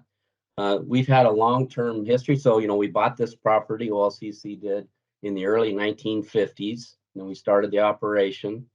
In 1970, we entered into a lease agreement with the city of Milwaukee for this west side property. So everything here in the turquoise or green, I'll call it. And that was a 99-year lease with the city of Milwaukee. However, in 1979, the city of Milwaukee subleased this entire west side to Clackamas County Community Corrections. And you'll see here, this is the Clackamas County has a men's facility and a women's facility. And I'll describe this further, but they own the buildings and we own the land, and we have this agreement with them. So they started with City of Milwaukee, and they did a 20-year sublease for $1 per year. And that was in 1979. So I'll go to the next slide. Then in 1992, we entered into a lease directly with them. And that lease was for 30 years, again, for another $1 per year. So a $30 value over the life of the lease. And we leased that entire section. So this entire section in green to them. Again, they had that initial men's building, then they added the women's building. And to note, again, kind of an interesting situation in the, again, we own the land, they own the buildings. There's a termination clause, or if the lease ends, there's really two options for both agencies, Clackamas County or OLCC, and that is one, that OLCC will pay Clackamas County for the value of their buildings. Currently, their buildings are assessed at over $2 million, over $2.5 million, or that OLCC would ask Clackamas County to remove their buildings and restore our land. And again, they use these facilities for low-level offenses. People can go for rehabilitation of drug and alcohol issues there versus going to jail. It's been the county has really appreciated having that opportunity to have the buildings there and their operation. It's worked out well. We'll go to the next slide here. In 1999, there was an amendment to the lease, and what that did is it removed what I call this north triangle. There's railroad tracks right here that we don't own, but it kind of separates these two parcels. And so it removed that, and looking back in history, I can't tell you why. I was unable to determine why that north triangle was removed from that lease. And it also said that to provide notice, the original lease was that each agency would have to provide 2 years of notice to intent to terminate, and it changed it to 1 year. That's the specifics. It continued the lease date to March 9th of 2022, so a few days ago. And because of that, and because we're hoping to do the move to the new facility, that move would hopefully facilitate in early 2025.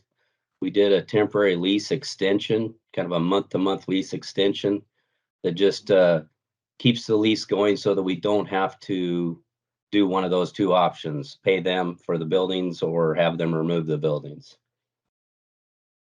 And that gives you the opportunity to think about this and provide some direction to the agency. Along with that, DAS has a requirement that if the state's considering getting rid of property, that normally you would open it up to other state agencies. You could be opened up for special groups or like the tribes. But in this case, it was a futile act exemption, meaning because of the special circumstances in our long-term lease and Clackamas County owning the buildings, that it would be futile to go through that procedure to talk about the consideration of partitioning this property. So we applied for that and received an exemption, so we don't have to do that.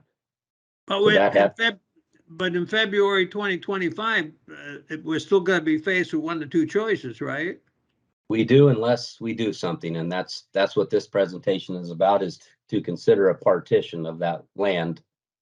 And I think I think you'll see where I'm going as I go through this presentation. Thank you, Chair. So because I mentioned that this area in the land with Johnson Creek, Johnson Creek being this area between the two black lines, again, these dotted lines are our property. So here's the north triangle. Here's that, middle and south section that Clackamas County's got their buildings on. But anything with the color it's encumbered. And it's encumbered whether it be by the floodplain, a 50-foot buffer, some requirements for the water quality and habitat conservation area. And where this comes into play is what is the value of the land over there, and is it buildable? So as you can see here, I'll talk about here in a second, but the north triangle is full of color. And the other two sections down here where the two buildings are, they're also encumbered with some color. And so I'll talk about that here as we go through. So because, as I mentioned, here's the north triangle, here's the tracks. This is about 2,400 square feet or half an acre or so.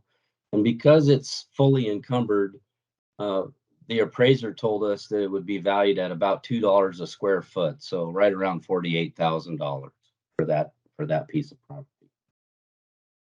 And I'll talk about the other middle and south section here next. So here's what I call the middle section, where they've got their men's facility, their largest facility. And on this piece of property, it was partially encumbered. It had that color that I showed you in that display. And with that, it's got buildable area where the building is, and that's valued at $8 a square foot. And then everything that was colored is non-buildable, again at $2 a square foot. And of course, second here.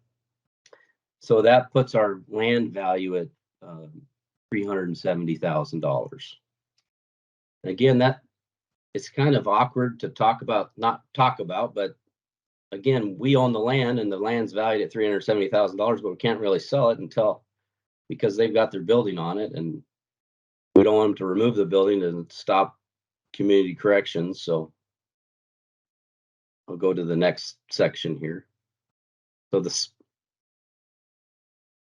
south section, it's about 0.7 acre, and it's got 1,300 square feet. That's at $8 a square foot because it's buildable, and 17,500. It's at $2 a square foot for a land value of right at 140,000. So total land value on that west side at 558,000. That's if we had Clackamas County remove the buildings, they're probably at $300,000 to $500,000 to get those buildings out of there. And of course, we're hoping not to pay them for the buildings at over $2.5 million. So really, what that presents is some options for you to consider to help the agency move forward.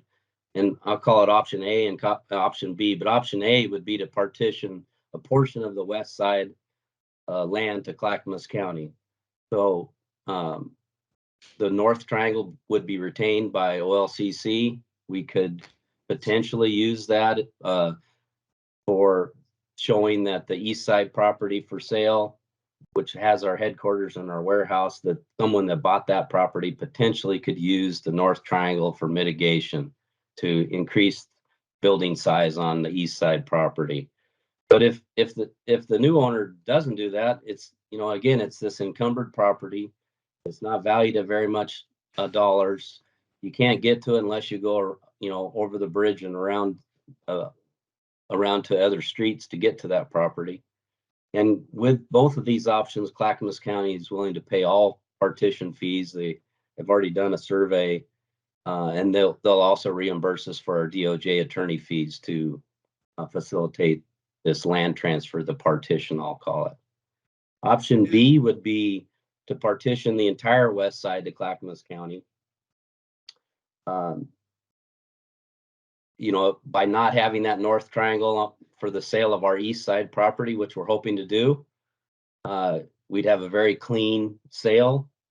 It wouldn't have anything over there for the new buyer to be concerned with. Again, Clackamas County would pay all fees to partition the property. But Clackamas County will also like to be able to consider using that North Triangle for mitigation. It's not they don't believe it would be required by the city of Milwaukee in the land transfer. However, it would be more beneficial to the city of Milwaukee to have an owner that's willing to use that property and mitigate the floodplain and water quality and habitat issues. Additionally, they want to use that to perform the mitigation with their clients as part of a rehabilitation factor. And additionally, they would like to own that North Triangle so that in the event, particularly in these days with people that go on property, trespass, potentially occupy property unlawfully, that they would actually own the property, not have to work through a second party, another owner to get someone removed, like a homeless camp or something like that from that property. So I'm going to provide you this next slide with our staff recommendation, which we considered all factors and suggest to you that you consider option B, the full west side partition to Clackamas County. Clackamas County wants to use this. They say for another at least 10 to 30 years. They don't have any intention of trying to move their operation from the west side property. Fact is, they're looking for some long-term opportunities where they feel comfortable to put monies back in. They've been doing some deferred maintenance, not knowing what's going to happen, and they need to do some parking lot and roof repairs very soon.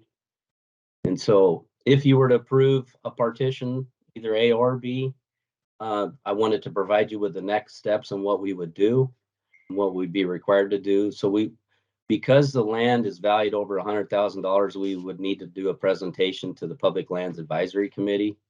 They meet quarterly. They're advisory to the state. It provides public comment period on a land transfer. And then we would have to go and present our case to them and what we want to do and what your decision would be on this. I would talk about that as well. And then they provide OLCC and also DAS a recommendation, what they think. And then because if we do this land transfer where Clackamas County pays all fees, it would be at less than 90% of the assessed fair market value. So we would also need to get the DAS director's approval for that. So that's kind of the next steps after consideration by you guys to decide what you want to tell us to do with that piece of property. So I would open it up for any questions if you had some. Mr. Chairman? Commissioners? Mr. Chairman, if I could add just a little piece of context here, I wanted to let you know that under your direction, you asked us to put together a small subcommittee of commissioners to look at the building and everything to do with it. And this has been vetted with those commissioners. So I don't know if they want to speak on this topic, but I wanted to let you know that there's been a lot of work going on behind the scenes with the commission. Well, Chair Rosen, yeah, go ahead. this is, for the record, this is Commissioner Revolve. I was part of that group that Jeff and the team presented a number of different options. From my perspective, it makes, from a business standpoint, option B is the cleanest, most effective way to take a look at it. It also is, when you're looking at who your neighbors are, this is a good neighbor act on that. And when you're looking at what happens down the road, it gives the new owners complete control of the entire piece. All the way around, we don't lose anything. We get rid of a piece of property that we no longer need and or want, and it allows our neighbors to move forward, not only now, but many years down the road. So I would stress option B. I agree 100% with Commissioner Revolve. Yeah, just to chime in too. I mean, it's we're going to be in Clackamas County for the foreseeable future for this agency. I mean, our new properties down in Canby, which is right in the heart of Clackamas County. That program they run out of there. I mean, I run into people, whether it's getting my hair cut or that's working at a distributorship, that came out of that program, that turned their lives around. So I think it's a great thing we're doing. I think it's a benefit to the county, and it's a nice thing we're doing to make sure we're being good citizens of the county, because we will be a part of the county for, you know, decades to come at this point with our new facility. So I think it's great. Chair, Commissioner Floyd here. I also would like to chime in, and my thoughts are alongside Commissioner Revol's, as well as the staff's recommendation for option B. This team, our new headquarters warehouse team, between Jeff, Christy, Chris, the whole team have just been phenomenal, well organized, incredibly knowledgeable. They've been working tirelessly on this project, and they have a great understanding of it. And I think that option B is the most beneficial for this commission. So, any other commissioners? There's two things that I'm thinking. No, I mean, it's obvious that option B is by far the best. You know, there's no question about that.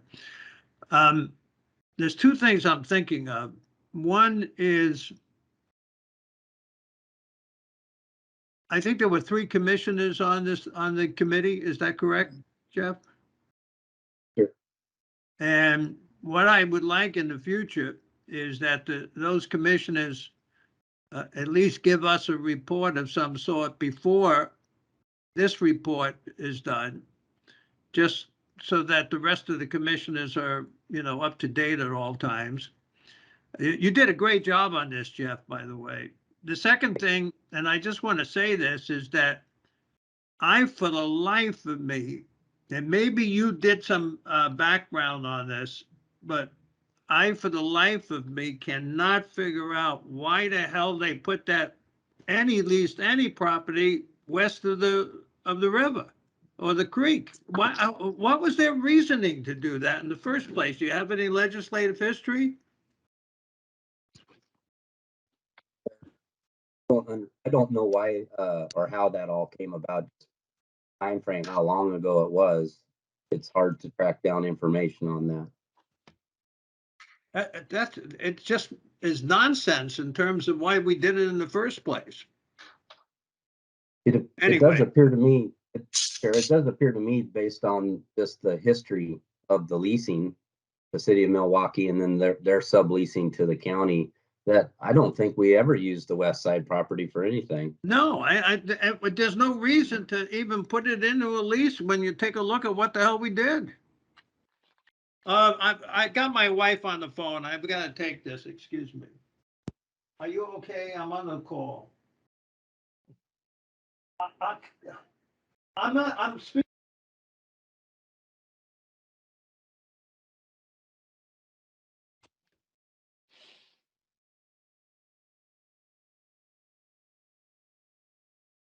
So Jeff, this is Commissioner Revolt. Are you looking for a motion to move forward or just information? I'm seeing the nod of the head of my fearless leader up there in the corner. She is saying, nodding yes. Yes, and I do exactly. We don't have. Oh yeah, we do have that as an action. Yeah. Well, we're all in agreement, aren't we? That Plan B is by far the best.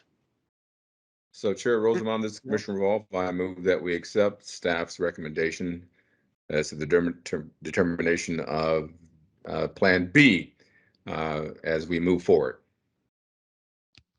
Please take the roll. Commissioner Curran?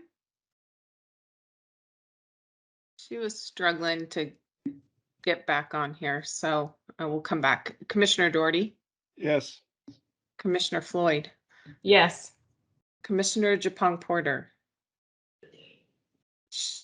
You're muted, sorry. Yes. Okay. Commissioner Miletus? Yes. Commissioner Reval? Yes. Chair Rosenbaum? Yes.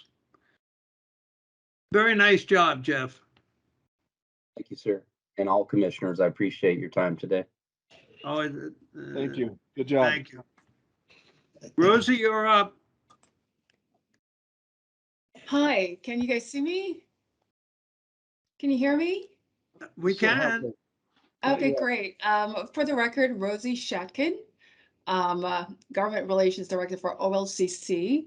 And I'll be very brief here so we can move on with our day. This is really a story that we're being told with the legislation out of the short session. We started back in 2021 with the passage of House Bill 3000 and the implementation of that bill that led to a number of issues and discussion around the issues and finding solutions and implementation.